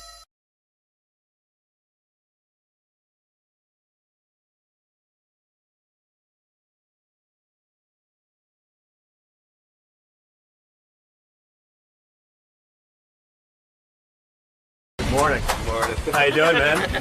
Good. So what brings you down here today? Talk about your radio show a little bit? I guess so. Got a new schedule, right? That's right. Jimmy Brewer's here, ladies and gentlemen. Live and direct. Look at that. Old friend of the show. You excited to be back, man? It's been a while. It has been a while. Wow. Boy, once you're in here, you're just on. Right? There is no, hey, sit down, we'll get some coffee, be with you, how's the ride? It's, wow. Put on the monkey suit and rock and roll, baby. Jimmy Brewer is a guy. Of course, everyone knows him from Saturday Night Live. He's a comic. He's a funny guy. And they know him from Sirius Satellite Radio. Jimmy, what is going on now? You're doing one show a week. Is that correct? Fridays only. Fridays only. Fridays only. You went to Sirius at the end of your last contract. You said, look, I need more time to go on the road. I need more time to do stand-up gigs. Right. And they said, okay, let's see if we can work something out. And then it couldn't be worked out? Yeah, I wanted I wanted to be able to bring everything on the road. You wanted the show on the road. Yeah, I thought that would be a ball. Why not? That is a good idea. Yeah. Like to do it from a club. Yes. So you get other comics, you're in another city, da-da-da-da-da. And the people that surround comedy clubs are usually interesting characters, like, the staff. And so I thought a whole tour and then Sirius in it would cause a little buzz or whatever, and we'd get something going. Right. That never seemed to... they couldn't get that together? No, I tried that for years, too. I'm like, let's go on tour. And they go, that's a great idea. Right. All right, well, I got some dates lined up. Okay, let's work on it. Well, we're in the 3rd week now. What are we doing? It's hard to get things together, isn't it? Well, this is a big organization. There's a lot of shows being produced. But I get it, too. Yeah, I also get there's, that's not their thing. They're about subscribers, and I get that. Right. I get that. Right. So, at the end of the day, yeah, I want to get back out there, and... so this is good. You have a schedule you like now. Love it. And we still get Jim Breuer on Sirius. Fridays only, XM, Sirius, the whole shebang. On Raw Dog? Raw Dog 104 and XM 150. Look at you. So you're happy. Is it a 4-hour show? 2 hours. 2 hours. 2 hours and then repeats. Still 4 to 6? Yeah, 4 to 6 and 9 to 11. And the same crew? All the guys are in it? No. Pete left. Oh, Pete's gone? Really? Pete left. That was your right-hand guy. That's like if Robin left. Yes, he's very, very funny, but Pete's funny because he was a little hurt. Right. That they wouldn't give him a gig here. Okay. So he started stealing shit. So if you're missing... Stealing stuff from here? Yes. So if you're missing... Oh, he's a klepto, absolutely. Wow. 𝗫𝗄𝗄𝗋𝗋's bad news. What did he take? Oh, he took recording equipment. Wow. I'm sure. Oh, he's taking big-time stuff, not pens, huh? As a matter of fact, I had to go to my studio and get out bongos, guitars, because I got an inside tip. He was coming here Saturday to wipe out the place when no one was here. He was angry, and he felt, look, maybe... He felt he put his heart and soul into being here, which he did, I got to say. Yes, I know. He's a I good guy. loved being here. Right. 𝗫𝗄𝗄𝗋's a funny motherfucker. He's very funny. He belongs on radio. And a great stand-up. Why can't he do the show with you, the 2-hour show on Friday? He can. He doesn't want anything to do with this building now. He cleaned it out. Did they go to him and say, listen, you can't steal this stuff? Oh, no, they have no clue. They don't even know he wants. No, they're not going to know until like 2 months from now. And they're like, where's our main computer system? He's a master. Master. Yeah, yes. So he's out doing his... Are you still friends with him, though? Oh, yeah. I talk to him every day. He's hilarious. So who else is on the show with you? It's just me, and then I bank on guests. Right. And that's really it. I'm going to be doing some bits, characters, talk, and hopefully Pete is eventually going to wean himself back in. Well, eventually he's going to want more tape recorders and stuff. That's right. He's going to need more equipment. Sure, he'll come back. And he has nowhere to hide from his wife, so absolutely he's going to have to get out. Well, listen, I guess I'm happy for you if you're happy. I'm happy. Like this. Yeah, I'm very happy. Because I was upset for a while that I heard you weren't going to be here, and I got very upset about it. You were one of the original guys. Yes, and I loved it. And I offered, hey, what about 2 weeks on, 2 weeks off, week here, week off, and it's confusing. And I was like, all right, well, whatever. Once a week. Once a week is good. Fridays is good. And I mentioned your father earlier. How's he doing? I heard he was... I wanted to bring him in. Yeah, you should have brought him in. How old is he now? You would have a blast with him. Do you put him on your show at all? I bring him on the show. Yeah. I toured with him last year. I'm going to tour with him again this year. He's 85. Really? He's gotten so old he started shitting his pants. He shits his pants now. Is that the funny thing? It's funny and not funny, Robin. It's I know like you Beetlejuice. It's like your ex-boyfriend. Yeah. And it's the places where it started happening. You know, I brought him out to Zanies. Well, to shit on your pants in Zanies would be a normal thing. Oh, yeah, it's Zanies. Right. No, really, what's going on with you, Dad? Why is he shitting his pants? He's 85. He can't hold his bowels. So do you rush him to the toilet, or can he say... No, I got to carry around feel it well, coming on? He feels it coming on, but once it's coming on, Robin, you have about 8.3 seconds to find a toilet or get a bucket. I'm not calling your father a thief, but didn't he steal all that from Bob Levy? All that shit in the pants stuff? His last episode, we're in Kentucky, and I'm playing someplace in Kentucky, and he's visiting his sister, who he hasn't seen in 4 years. So we're on the riverfront, big tourist spot. Does his sister shit her pants? No, she doesn't shit her pants yet. Okay, go ahead. Although the Brewers do have a they have a history. Once they're over 84, they shit their pants. They start to shit their pants. All bets are off. And a woman shitting her pants is a novelty. But you were telling a story. You said you were over. Where were you again? We're in Kentucky. Yeah. And we're right on the riverfront. People taking pictures of the river, and all of a sudden he goes, "Oh, no, I gotta shit." I said, "All right, relax." I tell his sister immediately, "Listen, we got to go right now." We started heading for. He can't walk fast. Right. He shuffles. No, he's old. Yeah. We made it maybe 5 feet. Right. And he dumps it all right in his pants. Oh. So now I gotta. What do you do? Well, you start dry heaving is what you do. So you're trying to hold it in. Right. It's funny, but it's not funny. I feel bad for him. Do you love the old man? Oh, I love him to death. You do. I love him to death. So I got to hover behind him. I had to get him in this little Irish pub. And as we're walking in, the place is packed. It's like 5 o'clock dinner hour. Oh, no. People going, what the fuck is that smell? They're staring at 3-year-olds. Like, that 3-year-old shit himself. And he's got a whole stain through the bottom of his pants. So I got to hover over him. Is the duty falling out of the bottom of his pants? It goes all the way to his socks. Oh, my God. Goes down to his socks. Because it's an adult bowel movement. Yeah. Wow. Yeah, man. So I got him in the toilet. And I locked him in the stall. And now I got to go shopping real quick. Right. And when why not wear a diaper? Why would he not wear an adult That's diaper? Humiliating. Yes. Yeah. That's right, Robin. Should have got the Mexican that hosed down Robin. How often does this happen? Before I got a schedule down, like I absolutely will not bring him outside the house That's what unless I was he's say. shit. Maybe you shouldn't bring him all the way to these faraway places. Well, I learned my lesson. Yeah, after the 4th time, and I had to hose down my car. Yeah, and he's probably more comfortable at home. No, he can't. My mother drives him nuts, so he's more comfortable on the road. Yeah, she probably doesn't like it when he shits his pants. No, because she's not helpful at all.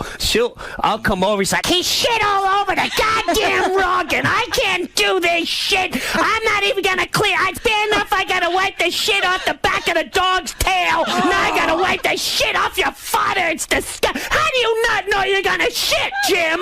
Jesus Christ Almighty! He's a World War II vet. Any respect?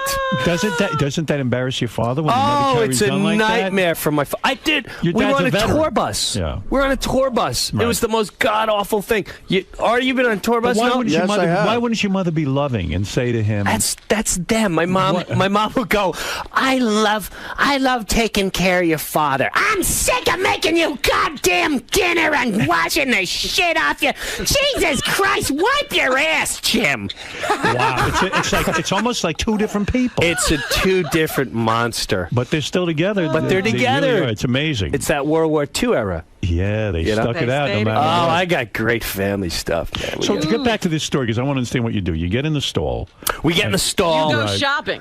I go shopping. But what does your old man do while you're shopping? He's stuck in the stall. I said, don't touch anything. Right. Don't take your clothes off, because he'll try taking them off and he can't keep his balance. So it's like a little kid in a crib, he starts rubbing up against the stall, and now it's all over. Is he sorry? Did he say? He feels awful. He does. Yeah, I feel bad for that. I mean, he needs his dignity. He's completely degraded, and you hit it, Howard. But he's killing.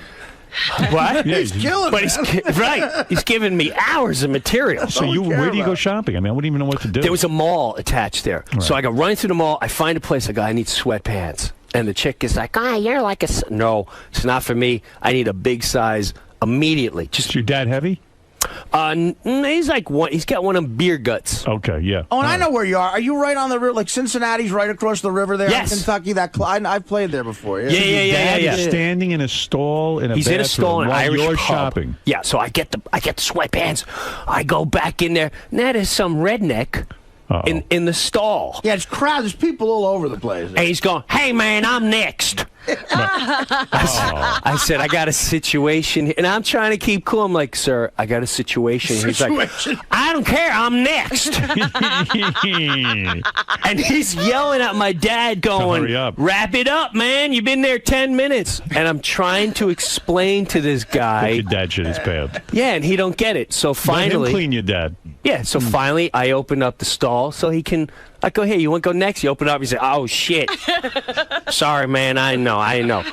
Now he laughs. Whoa. He's like, whoa. You got a situation. Man. You got yourself a situation. It's almost like, thank God you have patience. It's almost like being with a little kid. Yeah. It is being with a little kid. It's being with a little kid. But I didn't want. Is that hard for you to see your dad in that kind of condition, that kind of shape? You know. At first it was. Right. But now I make joke of it. I think the first time I said, Dad, I'm really sorry, but I'm going to talk about this on stage. And he's like, don't do that. Jesus Christ, I don't want everyone talking about me shitting myself. I said, For all you know, there may be millions of people out there do that. Ah, yeah, I'm sure there's millions of people that shit themselves. So when you went into the store with the sweatpants, now you have to take your father's pants off. Yes. You take them off, and there's just shit all over his legs. All over his legs, his socks. What do you clean it up with? Towels? I go to paper towels, and I start put in the sink, and I get all that. But my biggest worry is people finding out. And the redneck went out. He must have told his family. Right. He tells the front desk there's a situation. Right. So, me not knowing this, I finally clean them up. I get his sweatpants on. Now, the part I'm leaving out is I must have dry heaved 1,000 times. And I can't hold back. I mean, while I'm cleaning them, I'm like... And the more I dry heave, the more he's like, all right, Jesus Christ, that's enough. Right. I'm like, I can't. I just think about it. I get sick. It's awful. Wow. So I finally get his clothes on. Now I got the stuff in the bag. Oh, so I got a bag. Sweatpants fit? Oh yeah, sweatpants fit. But they I get look all funny on them. Dirty. They look ridiculous. Got his shoes because they're too big and they're really baggy. He has his shoes and he's big, ridiculous. I forgot to buy him underwear. You're a famous guy. You've been on Saturday Night Live. Yes. All these people recognize you. You've been around. I mean, Jesus Christ. So I tie the bag. I stick it in the garbage.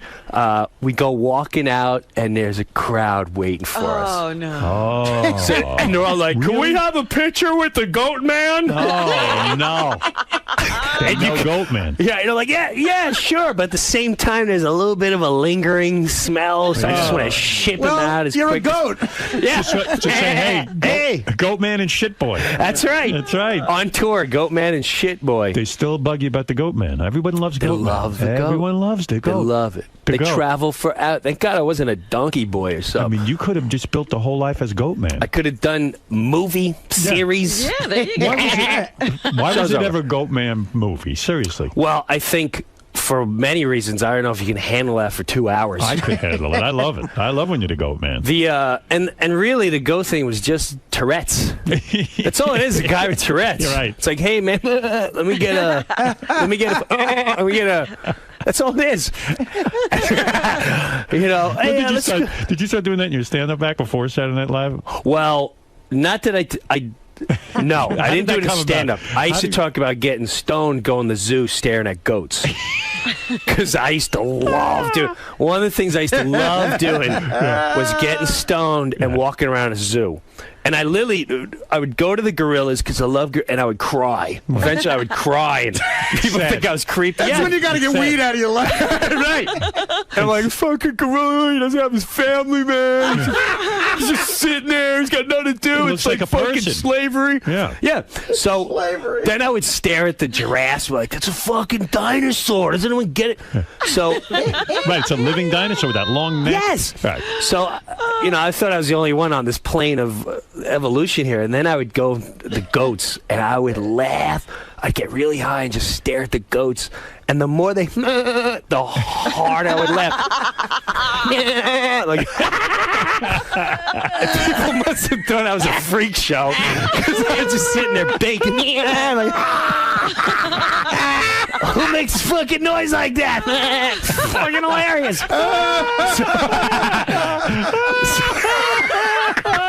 So when I went to that's perfect. When I went to exactly right. So when I went to SNL, Did you do that for the audition? No. He didn't even know it was a bit. He thought he was onto evolution. Right. Would you ever get thrown out of the zoo? I think it was the Tennessee, Knoxville, Tennessee, asked me, like, you're making people uneasy. Because I stood there for like an hour and a half. You would do that on the road? You would Oh, yeah. You would stare, I'd get high. Yeah, but you would stare at the animal for an hour and a half and do impressions of him because you were Were you trying to talk to him? Yes. So I would stand there, and the one time you became proficient at it that maybe you were even communicating with him. You were talking goat. Yes. So I would stand there, and there was always an older one. So he couldn't even stand it. So when I would sit there and I go, if I can get the old one and go, talking to them, man, talking to the animal. So how do you incorporate that into a television? So sketch? here's what I did with SNL. I went in there and I pitched, and this is what I said. I said, I want to do a character that, for some bizarre reason, he has Tourette's. but it's sort of like Teen Wolf. Whenever he talks, so that comes out, and they're just staring at me. Yeah, because it sounds crazy. They're all like, "What? Who gets this?" Instead of a werewolf, he turns into a goat. Yes. So, but my hook was whenever he get nervous, right, and whenever he drink, more of the goat would come out. Right. So to me, he'd go to the original sketch was Jekyll and Hyde. Yes, the original sketch was he goes to a party, a regular guy, and throughout the night, once in a while, he's like, "Yeah, you know, I'm from Long Island," and like, what the fuck is wrong with this guy? And then as he drank, he's like, "Hey, let's sing," you know, like, "Start spreading the I'm leaving," and people are like, "What the?" I had no ending. Did you know if there was no ending? I just went. I know this is funny. Of anyone that you knew that did a goat sound when they had No, not at all. It does sound like it, though. You pitched this thing, which is brilliant, but yet who would even? How do you get it on television? Because did they finally see that? A couple weeks later, this guy. It was genius. Who gives a fuck about an ending? Right. A couple weeks later, one of the writers, Tom Giannis, was one of the writers, and he comes up to me and he goes, "You know, don't ask me why, but I was thinking about that goat thing you were talking about." He goes, "And I really like the angle that he sings." Right. I go, "All right." And he goes, "What about he just sings 80 songs?" I was like, "You're just as fucking bonkers as I am." This is good. Why would you? I didn't like it. I thought it was stupid. But maybe we'd get it on the air. I thought it was stupid. I did. Like, he sings 80 songs. That's retarded. No, but at least someone was buying into your concept. Yes. So the first Go Boy was he sings just 80 songs, and it was like an infomercial. Like, you know, he used to be this, and now Go Boy sings 80 songs. And Yeah, it was like, I remember seeing it. Right, Yeah, and yeah. like you can, so if you want to, you can. But in a way, didn't they ruin Go Boy in the sense that you wanted this just to be some guy, not name him Go Boy? No, I didn't want to name him Go Right. Boy. Nothing. Right. he's Don't supposed to be even a reference guy, what it yeah. is. No, I didn't want any of that to happen. Your idea was pure. Yeah. And then and I saw it as a franchise. I'm like, then we'll do the movie where it's like Teen Wolf, where you don't know what's wrong with the guy. Right. And then we find out he was a government experiment. And then at the end of the day, there's something going on in the mountains, and the only one can get to the people in the mountains is the Goat Man. So wait a second.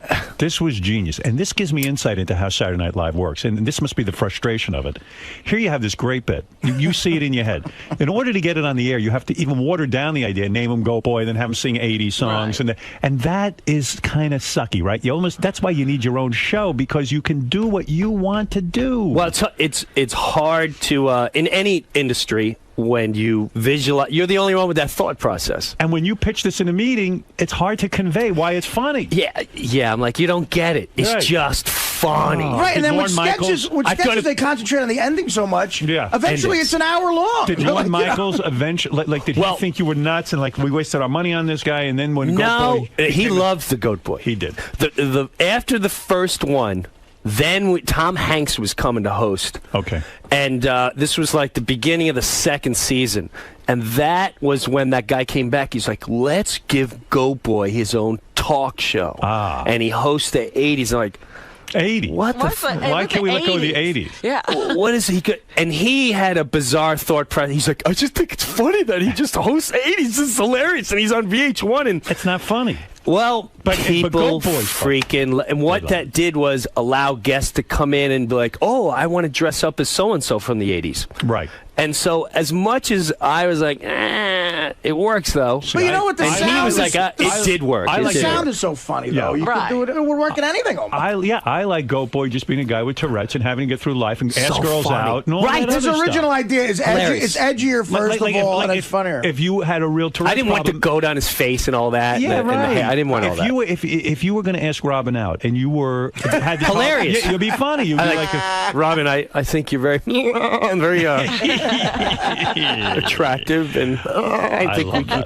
It's hilarious. So this is all good. I like what you're saying. I mean, yeah, I'm going to tour. It's going to be the Jim Brew presents the Family Man tour. I'm going to show videos. Oh yeah. Your dad will be there. You could see him when you go on the website. There's a whole road journal of me on tour with him, and he might shit his pants at the show. He might shit his. You know what? Why not just stop feeding him? If you're lucky. Why don't you stop feeding him? That's what we said to do with Beetlejuice. Don't feed him. Well, maybe it's like, you have the special routine with Bianca, so you know when she's going to go. That's true. So you put him on a schedule. He's tough to put on a schedule. Now he's on a schedule. Take a few phone calls from your fans, please. Sure. John, go ahead in Orlando for Jim Brewer. Jim, of course, does his own show here at Sirius Satellite Radio, and he's doing a solo thing at Sirius now. The rest of the guys left, but don't worry, they got paid in equipment. Hey, Jim, big fan. What's going on, buddy? How are you, Johnny? Howard, you got to have Jim tell the story about when he called a bomb threat into Sears in Valley Stream. What? What are you talking about? You were. I hope this is when you were a kid, right? Yeah. This is when I was about 18, 19. What happened was Were you a bad kid? Were you? No. I was a nice class clown. Seems to me though you're a very wild guy. You're a little out of your mind. I really was the back classroom class clown. I wouldn't go to the point where cops would get involved or someone would get hurt. Did the teachers dislike you because you were a pain in the ass? They're just trying to do their job, and you're back there making jokes and at their expense and all this stuff. I would never get caught, though. You wouldn't. They didn't know it was you? I would be like, no, what are you talking about? I'm doing my work. And so you must have known you were going to be a comic your whole life almost. I knew since about 6th grade. Steve Martin, Let's Get Small, was the first record I heard. And he did a whole section on farting. And 6th grade, I'm like, this is the greatest thing I've ever heard in my life. We're probably the exact same age, and I can remember with my friend, this kid 𝗦𝗫𝗄, listening to that exact album. I know the whole album still. At the age of 12, and just like laughing so fucking Steve Martin's hard. the guy, right? I mean, Steve Martin was my first original guy. Then came Pryor. Right. Then came Carl, then Kinnison. That was like, oh my God. Now, did you ever get to see him work live? I did twice. Yes. Once. Wasn't it amazing? He would just come up with stuff, right on stage. When I saw him in Tampa, 𝗫𝗿𝗏 was opening for him. Right. And I have to say, Carl left when he first came out, a little bald guy, I went, oh, this guy's going to take an ass whooping. Right. It was like seeing Metallica at the time. Like, ladies and gentlemen, from Disney. Oh, no, don't do this guy. And he killed. He left with a standing O. Right. I went, I don't think Sam's going to be able to follow this. And then Kinnison came out. Bigger than life. Bigger. But then the second time I saw him was a disaster. That's when he had 4 or 5 guys with him, and he was a mess. Killers of Comedy or Outlaws of Comedy. It was awful. Yeah. It was just awful. I saw him at Rascals. It's actually, you might even remember this day. He was on your show drinking. Uh-oh. Promoted Rascals in Jersey, and I listened to the whole show. God, that was I was great. working like construction at the time, and I went to Rascals, me and my buddies, and he fallen off the stage drunk. Those were bad. He didn't finish. Well, I saw him in Westbury one time, and I was backstage with him, and he was funny for the first show, and by the second show, he was blasted, so that was it. He was done. What about, so you were saying you called in a bomb threat to Sears? Yeah, what happened was... Valley Stream, of all places. The nice class clown? Yeah, let's hear how you were... No. Yeah. This is overblown, and that's why I got so Explain mad. yourself, yeah. First of all, I need to set up my brothers are cops, especially back then. I had one in the 5th in Valley Stream. I had one in Manhattan. So I was hooked up with my PBA cards. Right. With that to say. I'm working at Sears, and no matter where I worked... I always, let's have fun while we're here. I don't want to mope around. Why make it a bad thing? Why make this a bad thing? Right. So we worked in the paint department, and right next to Valley Stream, Sears, and the next department was hardware, non-commissioned hardware. I need to say that. Right. Because if you take your job too seriously, non-commissioned, you're a joke. Right. So we would go there, and there was this new guy in hardware. And he's in his 30s at least. So we're kids, and we go in there and we mess up their stuff. We take their power tools and we put them in another shelf. And you're kind of a douchebag then if you're 30 and you're still in non-commissioned hardware? Not a douchebag. You're right. just off. You're off a little bit. Okay, what are you doing? You're off. You got someone pregnant, something going down at home. You should not be at Sears hardware after 30. Right. Case closed. Right. So it's not even worth the benefits. I don't want to hear it. All right. So this guy's down there, and one of our paint guys comes out. He's like, oh, the new guy just kicked me out of his department. Well, oh, really? At the time, we had a crisis. This tells you how long ago. We had a crisis with Libya. Right. Muammar Gaddafi. Sure, I remember. And he shot 6 missiles at one of our planes and missed, and then we went and bombed him. And, all right. Yeah. So with that, I call up, as God is my witness. He picks up the phone. I'm staring at him. I said, hello. This is 𝗦𝗵cie𝘄𝗿𝗱. And I just... And the guy's like, who's this? This is 𝗦𝗵cie𝘄𝗿𝗱. How do you sell that, sir? You know, how do you spell that, sir? Yeah. What the fuck is wrong with this guy? I go, 𝗦𝗵cie𝘄𝗿𝗱, leader of Libya. He goes, okay. I go, I just sent 6 Libyan missiles to hit the hardware department in Sears Valley Stream. And he goes, what did you say? I sent 6 Libyan missiles to hit the hardware department. And I couldn't believe that this jackass was taking this down as information. Just the hardware department you're going to hit with. Just the hardware department. So, and I even ended with like, long live paint department. Yeah. So I hang up. Oh, so it was from the paint department. Yes. Right. Long live the paint department. So I go, I leave. I swear to God, I leave. We go to the break room. Me and my friend, we're hanging out. I come back through the swinging doors. There's nobody around. Like, there's no workers. There's no. Oh my God. There's no people. Like, what happened? What the fuck is going on?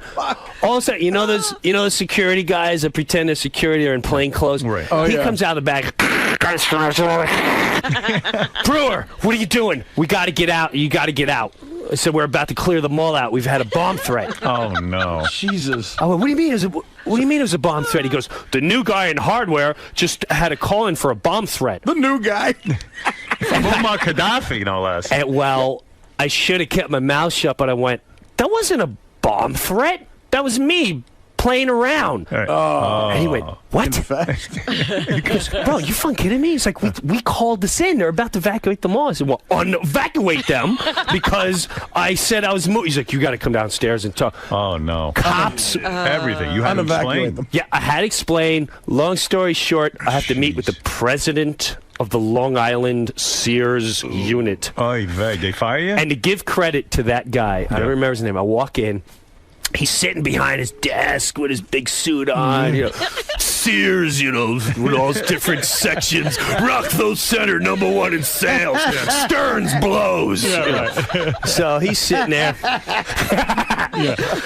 We walk in, and he goes, tell me what happened. I said, listen, sir, I finished all my paintwork. Right. I put up my signs and did everything.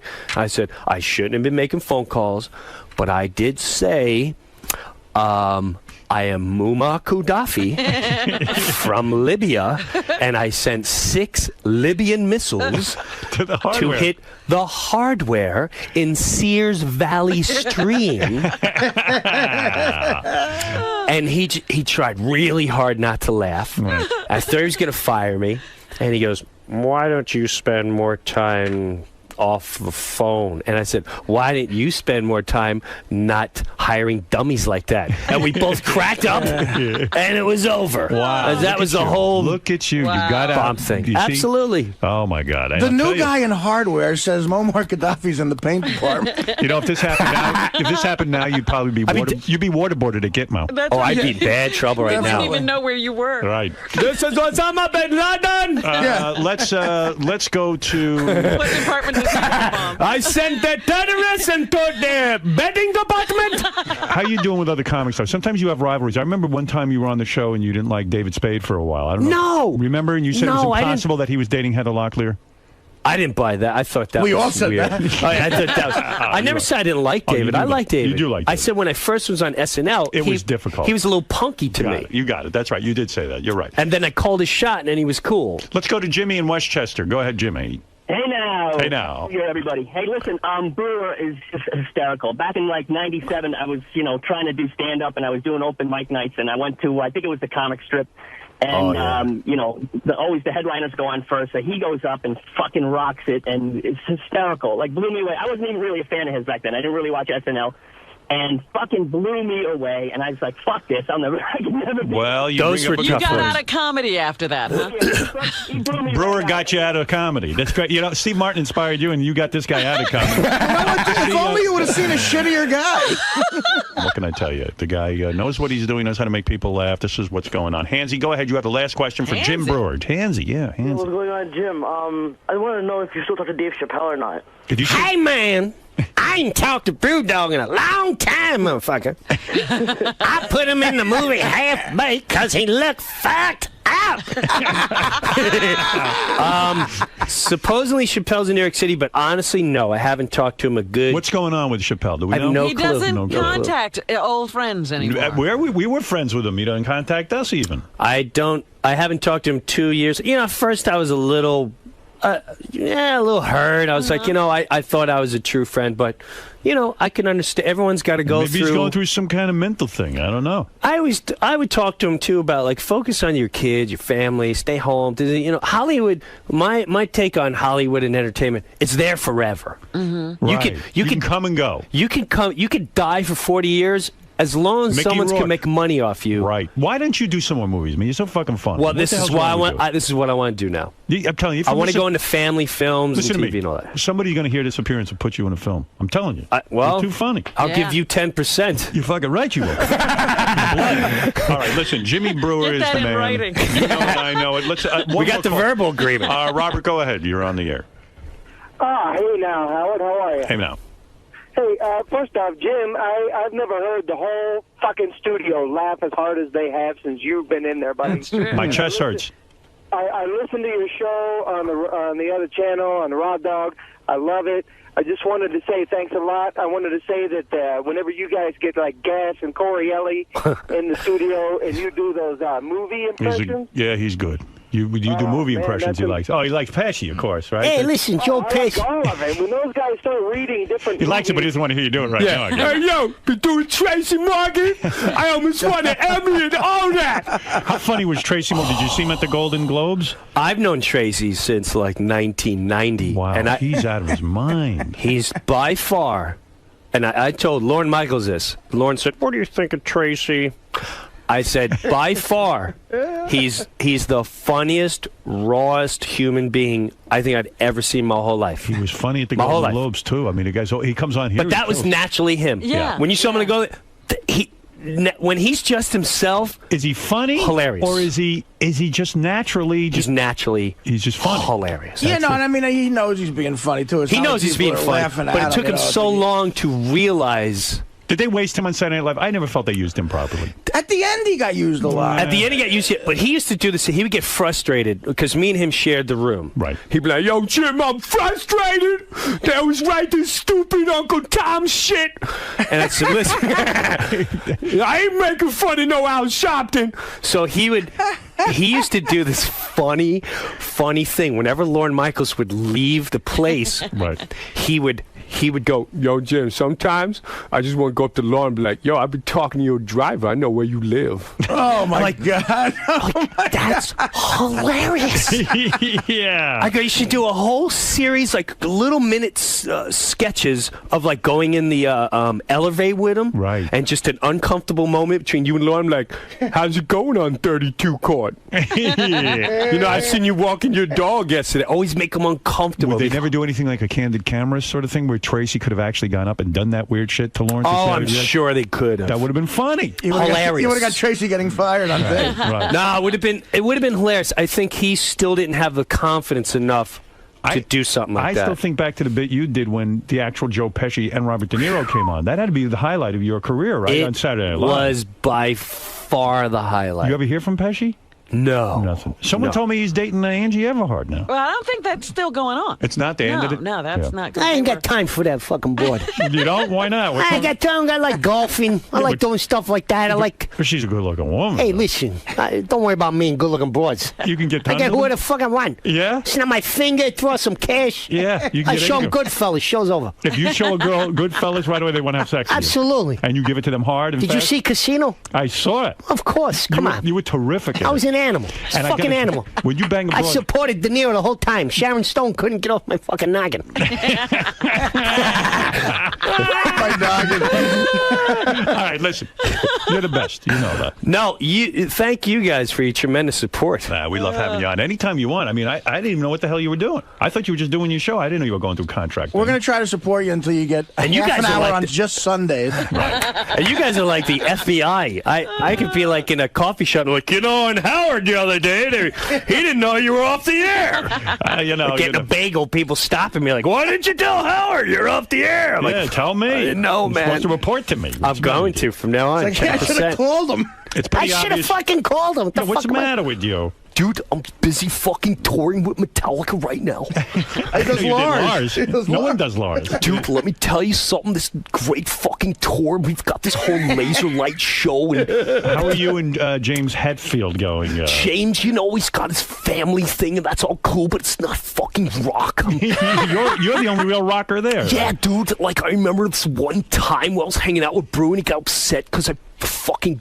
You won't use keyboards in your music, right? You're a purist that way, aren't you? Dude, I don't like keyboards. Cliff would have never enjoyed that, and I think it's totally against what we do. I mean, if we want to become Eminem, that's fine. What's that accent? Like, where is Danish. Holland or something. Danish. Yeah. You'll never go back to working at Sears, right? You're done with No, that. I hope so. Done with paint. You're done with paint. You were good. I hope so. Right. Sears was clearly a misunderstanding. Check out Jim's website at Jim Brewer, BREUER.com. Jim, thanks for coming. Thank you. You kidding me? Thank you, guys. I mean, it's an honor. It's an honor to have you. It was here. our It's an honor to be here. All right, we'll be back right after these words.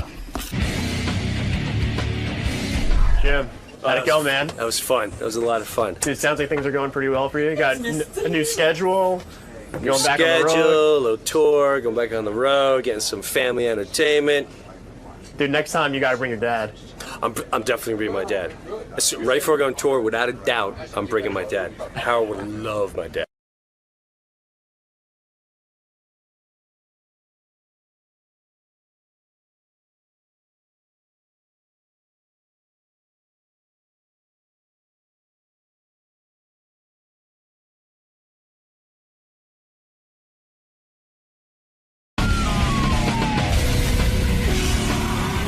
Richard. What are you doing here again?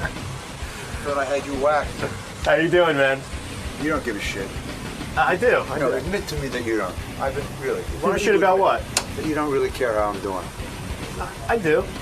It's not genuine. But I want Town Hall this Saturday, 17th with @𝗏𝗚, and I'm shooting curb, and I'm alive, and I'm still unhappy with your whole performance. I'm sorry. I'm doing my holding best. the camera about it, but your questions blow. Look, I'm looking out for you. You're a young kid. Thank you. And you want to do. I don't know what you're going to do. What are you going to go from this to like be a pharmacist or something? Possibly. Not filmmaker. No. No, this is not your bag. No, I think you should definitely just not. count pills, put it in bottles. Thank you for the advice. But don't you hate me now, don't you? No. You believe what I enjoyed said? this. I'm joking. You know, it No, was a fucking goof. I think get you're brilliant. I've seen your things cut together. They're unbelievable. It's like Thank you. It's like I don't know. It's like you're starting a new kind of cinema. With the Howard Stern Show. So, Richard. Yeah. You excited to be back? It's been a while. You doing this again? Again, one more time. Why, you did blow it the first time? No, we always do too. All right, just be quiet for a second, because I'm going to fucking snap. I'm always happy to be here. Been here for 25 years. When you were one, when you were looking at your dick and saying, you better grow, I was already in this room. Well, not this station, okay? Love the guys. It's a circus in there. Artie, I should have a lot of fun with Artie. Yeah, what are you gonna talk to him about? He's a mess, isn't he? Is he a mess? He's a drug addict like me. All drug addicts are a mess. I just had 15 years sober. You have some advice for him? Huh? You have advice for him? Advice for anyone. Doesn't have to be a star like him. But if he asks me, I'll tell him. I think it's pretty astounding what the guys, everyone, it's like a microcosm of the world what people are telling him to do. But he knows what to do. No one can fucking tell him what to do. He wants to have a better life, he'll clean up. If not, we fucking work on our eulogies. That's where it's at. He's getting coddled by a lot of people. I told him he's a funny motherfucker. He's really funny. And he can go on stage and have a great life and make a lot of bread and have a great life. But if he goes down this road that he's going down, seemingly, it'll end. Hopefully you can talk some sense into him. I can't. I mean, there's professionals who can do that. I've already told him what I thought. You know, he's just a big bullshit artist. Like, you know, I'm a bullshit. The only difference between me and him is that I'm not using and drinking. But we're addicts. We're fucking nutcases. And I'll die an addict, even if I don't drink or use again. And you know, he knows the deal. He's just playing around. He's in denial. You know, I just hope he doesn't bottom under the grass. That's all. I mean it. Love the guy. Do you have enough of this fucking soap opera? I've had enough. You had enough. I have a gun. I'm gonna shoot you right in your fucking head if you don't turn that off. Many people know Richard Lewis as a comedian. What they don't know is, because they didn't read his book, but I did, many years ago, he hit rock bottom when he was addicted horribly to champagne and fell asleep at a movie premiere. What? That was his bottom? That was his rock bottom, screening. and he hasn't had a drink since. Wow. And he recently was helping Artie. You know, he doesn't even know Artie. He reached out. I've read his book. Yeah, Richard Lewis is a good man. He's a good guy. And I'll prove to you why he's a good guy. But like I said, he hit rock bottom years ago when he fell asleep at a movie premiere when he was addicted to champagne. He loves it when you belittle him. I read his It was crystal meth, by the way. Yeah. He told me the drug. Richard, you were horribly addicted. It's like Artie on Jeopardy. I'll take crystal meth for 100,000. Let's get ready to rumble. Happy birthday. I don't know if Happy birthday. I don't know if you know this, Hi, Richard. Rob. Because of you, Artie had extensive fake therapy with a guy you recommended. I've been keeping up with it. Yeah, you know, somebody told me a great story. What a shock. Here's just to bring you up to date. Richard Lewis, who was here the last time. Big shock. Oh, I'm shocked that you lied. Yeah. Richard Lewis was here the last time, and he was describing his own battle with alcohol addiction. Like I said, he hit rock bottom when he fell asleep at a movie premiere. And he was in... Well, he blacked out. No. He blacked out, yeah. Hey, what about going out with a woman who I know now for 4 months and not remembering anything about it? That's a little more than champagne. I know you want to keep going with the champagne shit, fine, Howard, but it's crazy. No, you were addicted to champagne, am I correct? No, I was addicted to every drug except I didn't do any heroin or hallucinogens. His book is crazy. It's good, but I read the whole thing, me and my sister, and we were comparing notes. It's a compelling book. He was out of control. I know. He fell asleep at a movie premiere. I read it. So listen. He drank a whole bottle of champagne. He drank a whole bottle of champagne. It was completely insane. I wish that's all it was. Most Jews don't drink like that. Now, most Jews have 1-2 drinks a year. That's so not true. I buried a lot of drunk Jews. I want to tell this story because it's about you as a good Samaritan. Richard really didn't know Artie, and Richard came on the show, and he had his own battles with drugs, and he called Artie off the air, and he recommended a therapist. Now, was this after the roast, missing the roast? Was that what did it? Or This was before. That was before. This was before. No. It was after. It was after. Okay, all right. Can I just say one thing? Because does this have anything to do with me at Town Hall this Saturday with Belgium? Don't worry, you'll get your plugs. He didn't. No, It was just a joke. That was a joke. Don't ruin your appearance. That was a birthday gift for you. It's stupid fucking come on, joke. That wasn't even a joke. It was hard. You couldn't even classify that a joke. It's not even constructive. You're right. That's right. Now listen. I should say he not only called me. I mean, anyone who talks to me about stand-up for longer than 10 minutes knows that he is a big influence on me, Richard. I loved his first special. I taped Letterman. Let me tell and the he called me in for an hour. Was very sweet to me, but what's great about it, I mean, he really was nice and but what's great about it, Artie, is Richard doesn't even know this. What? So he gave you the name of the therapist, and you came in and you told us you were seeing this therapist. Meanwhile, you'd only seen him once. No, a couple of times. I saw him even like 4 times. Jason and Will, who got married, said, "Do you realize Artie blamed the fake therapy for not coming to the wedding. Their weddings. He used it very well. Because Artie, Artie would go up to them and he said, "My therapist says, my therapist. Wait, listen to this. My therapist says." I can't go to your wedding because I shouldn't be around. My therapist said... But he wasn't even in the therapy. He used a shrink? He used a shrink. Yes, talk to us about this. First of all, I said that I was worried about my sobriety going to a wedding. That's what I said. I'm being honest with you. But you were using. You said... No, I wasn't at that time. No. You said the therapist was upset with you because you threw that party for me. He won. And what fucking flaming bullshit this is. I had it. And you said Artie, he was telling you not to go to these you're a fucking drug addict. Yeah. Admit it already. We don't want to go to your funeral, you asshole. All these little episodes are funny, but you're gonna fucking die way early if you don't fucking clean up. All right? The only thing I'm gonna die Weddings, from is hey, he didn't buy Campbell's soup because the shrink said he shouldn't eat tomatoes. It's all bullshit.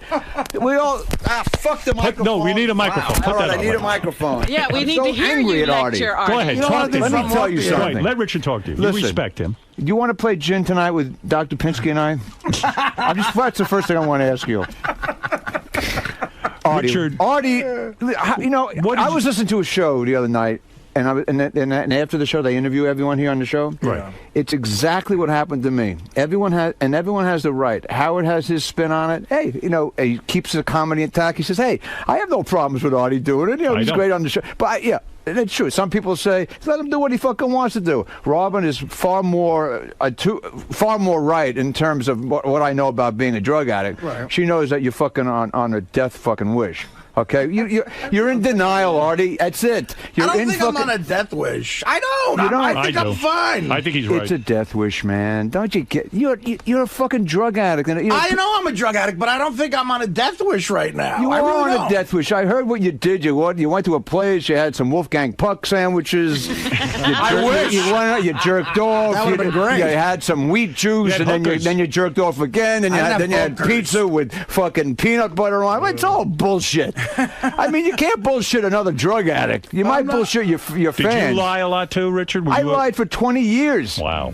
I had to go for a knee operation, and two of the people that broke down my door and had my intervention, they said, we're best friends. And then my sister came up and the whole 9 yards. I was at the old Ritz-Carlton. Right. And Brenner and everybody. They called me up. They said, we're never going to see you again. You're going to die, and we can't. If you don't help yourself, we're out of your fucking life. What got you to listen? Huh? What got you to listen? Like, how do you get through to an Artie? I mean, well, what got me, I was speaking to Robin before. I said, what got me to listen, I did write about this. I was holed up in my house. I was totally depressed. Right. I had everything I ever dreamt of, and I was holed up doing crystal meth for 6 days. I lost about 15 pounds. I looked like a Jewish Howard Hughes getting ready for his fucking Haftorah, his bar mitzvah. And I looked in the mirror and I went, I bought this house after struggling for 15 years before meeting you and then Letterman, the whole 9 yards and the series and all that shit. I said, I'm going to fucking die at 43 years old after all that. For what? For this fucking powder? After all this struggle. Yeah. Just doing jokes, and I'm living the life of a fucking king. Right. This is bullshit. And I called two friends to take me to the hospital, and that was it. No mas. That was 15 years ago. But you got to reach that moment of clarity.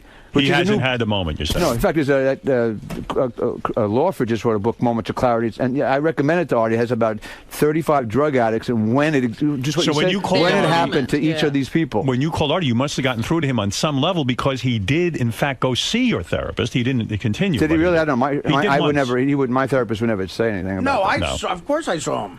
One time, right? No. I saw the guy 4 times. Oh, you did? Without question. Right. And then I lied about 2 months of it. You want the honesty? Okay, I'll be honest. You want honesty? Yeah. I didn't want to go to their fucking weddings. Yeah. So I gave them $2,500 each in cash. Well, that was smart. Well, how much money does it take to dummy these kids up nowadays? That's a lot of laughs. I mean, Artie, you could just say, I don't want to go to your wedding. Right. You don't have to lie and say I'm in treatment. No, you have to lie. That's my point. Of course I care about him. I would like to see him get healthy. I know you do. But I'm never going to sit here and say he doesn't do his job. He does do his job.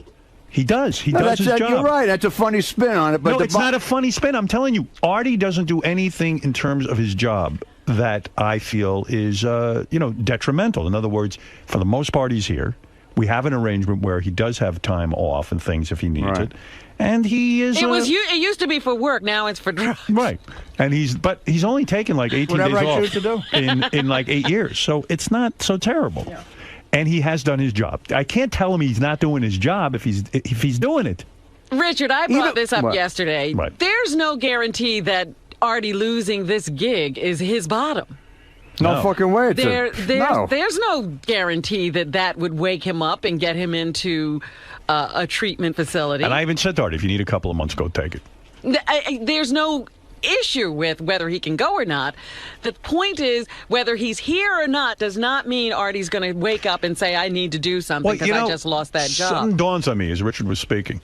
Maybe we don't have big enough names at his intervention at Artie's. You had Brenner. Who else was at your intervention? It sounds like it's some big names. I didn't have huge names. I had a lot of close friends, and then people call in the room saying, "You're a dead man. We're not going to be. We're out of your life." A lot of your problems, and I'm being serious. I'm not trying to make jokes, but a lot of your problems about your mother. I mean, I know you used to have violent reaction when she would call in. And, that's because she was neurotic and we didn't get along. That's all. Are you speaking with her at all? Is she dead? She's way dead. Oh, she is. Yeah. Has that helped you in a sense? I mean, the fact that she's no longer around. No, in fact, she didn't. When I was at the Fry's once when I was sober for about 2-3 years, and I mean, mothers would do this, and I told her I wasn't drinking. Right. And she says, "Why aren't you drinking?" I said, "I'm an alcoholic." She says, "No, you're not." And I went fucking nuts. And I took her out in the fucking front of the Fry's Club. I went, "I am a fucking alcoholic." We had a fight about.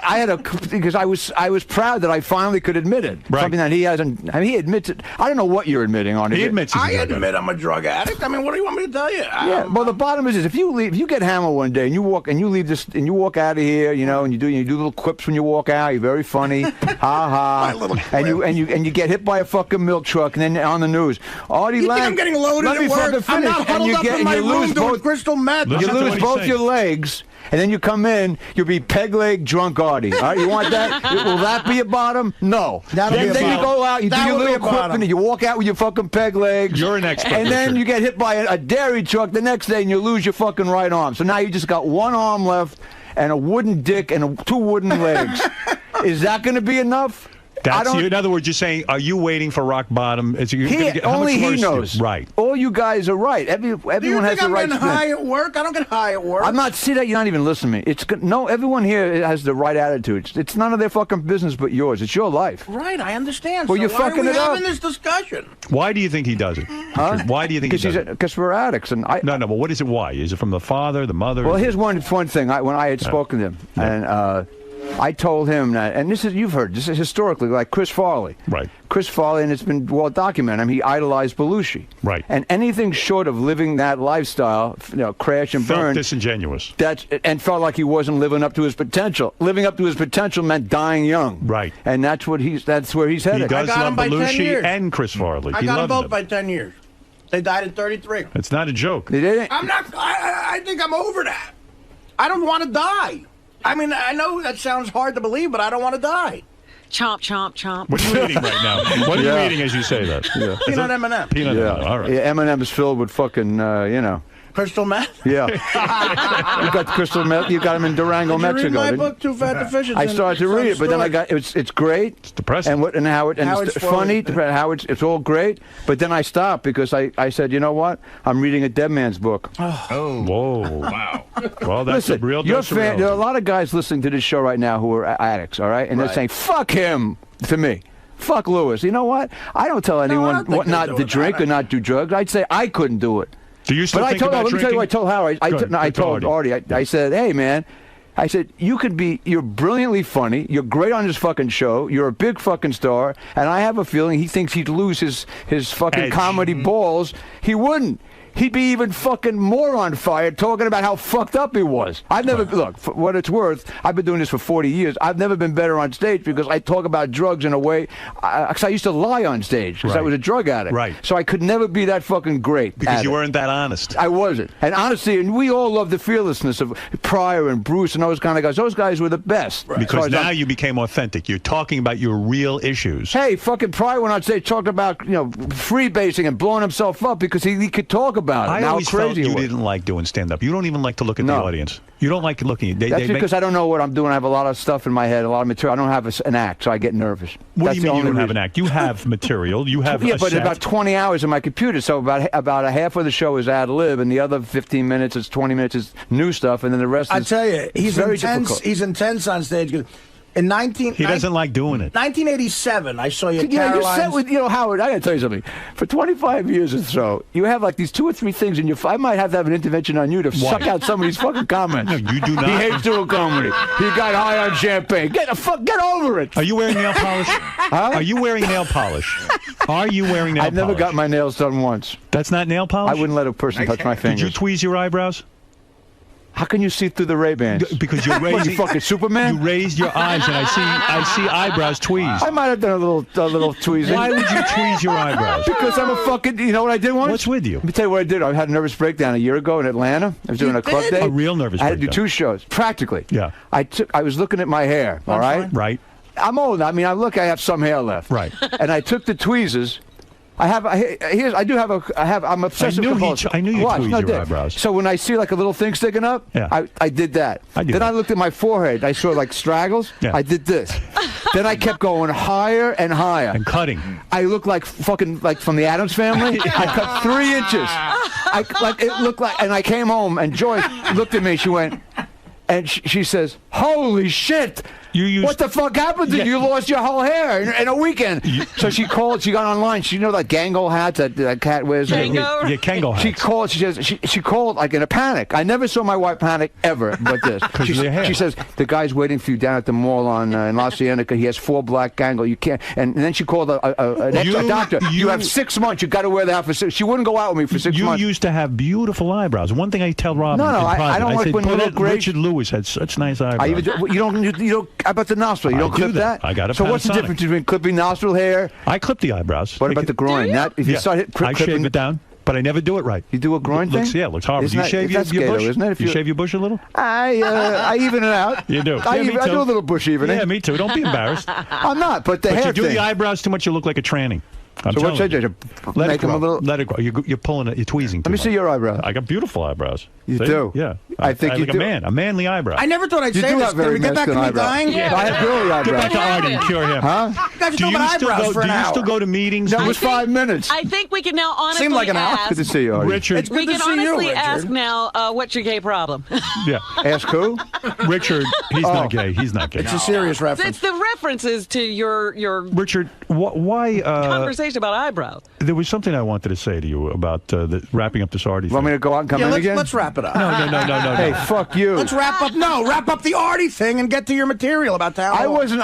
That was incredibly gracious of you to call him. It I was. He talked to me serious. for 2 hours on the phone. I mean, you didn't have to do that, and you did, and it was very nice of you. But do you feel hurt that he hasn't really come around, or was it just a way to? I mean, you don't feel hurt. Did he indicate to you that he was seriously looking for help? No. No. He just he was very flattering to me, and he says, and I know his history with liking and digging my work. That's cool. Absolutely. And he thought it was ballsy for me to call because I said to him, I said, you know, if you're taping this now and bringing it tomorrow, I said it'd be great for Howard. Yeah. But I don't give a shit. I would never do that. First of all, I don't know how to do that. He's technically he's beyond Tinkertoy time with this fucking guy. Oh, I'm sorry. What are you, Edison or something? Do you still go to meetings? Can I use that? Do you still go to meetings? Huh? Do you still go to meetings? Hey, how are you? Hey, what are you, Edison? Good night. Do you still go to meetings? Huh? It's yours. I go to 12-step meetings. I go to shrinks. I meditate. I do everything I can to not to drink. Do you still have the desire to drink? Do you ever think about it? No, because it's a no. It's a no. Luckily, I don't have the cravings. Your life is better now. Never been better. Well, let me ask you this: how I got to that place with cocaine? Yeah. I seriously got to that place with. But cocaine. Artie, but you there's a million other drugs. Yeah, I know, but keep saying that. Dig this. No, How about this? I was thinking about this. You guys keep saying all this stuff. Howard, can I answer Howard's question? Yes. Know what hurt my feelings? Who's the guest tomorrow? My aunt. That's funny again. Why are you mocking my comedy? Paul McCartney's here. I love your comedy. About your drug You're problem. very funny. I bet it'll get around to that somehow. I don't know. Every other fucking guest No, does. Paul can't give you advice. He's made a worse mess of his life than you. That's right. I'm sick of people kissing up to you and coddling you. I know Who's a million other kissing up fucking to drug me? addicts who need help. Who's kissing? No one kisses Everybody. up to me. Everybody calls He's me right. a jerk off. No, everyone kisses up to you. He's right. Everybody Because worries about drug addicts you. think I want it Kisses up now, to me. and if I don't get it now, and you're an egomaniac. People who work well. I mean, I think every comic is an egomaniac. No, every drug addict's an egomaniac. You want what you want now, or else you're pissed off. Is he hurting his? Here's how he wants hurt it me. all. He wants it all. Yeah. So How if did he hurt says, you? when I hear him say, "Hey, no, I stopped doing cocaine," all right, fine. So he can, so he'll gain 300 pounds and he'll do fucking heroin. It's all the same. Right. Well, Gambling. Yeah, I have a friend of mine who's Why can't I put a in bet Ohio. on He's a Chuck? sex addict. All right. Okay. He had this relationship, great in the sack, unfucking believable. He Loved the fucked girl. in the bed. Right. All right. He fucked about 18 hours a day. Okay? Why can't I get that addiction? Well, so here's the point. You had that. You just can't get anyone later. Exactly. So it's easier to get heroin. But the rest of his life was totally going into the toilet, and it's hard to tell a guy, you're coming too much, man. Yeah. You got to stop coming. Right. Yeah. That's hard. Right. That's hard to tell somebody. But ultimately, I said, you're missing out on some other things. I just want you to know, there was a war. Right. I didn't know I was fucking her. Would you stop coming for a war? I wouldn't. So you at town hall. No, but here's what hurt my feelings. Here's what hurt my feelings. Yes, I'm going to ask you a question. Because remember, I want to ask you for your crystal ball prediction on this guy. All right, fine. Go and hopefully it'll be a new segment on the show? I don't know. Yes, new segment. Come on. No, here's what hurt me. Yeah.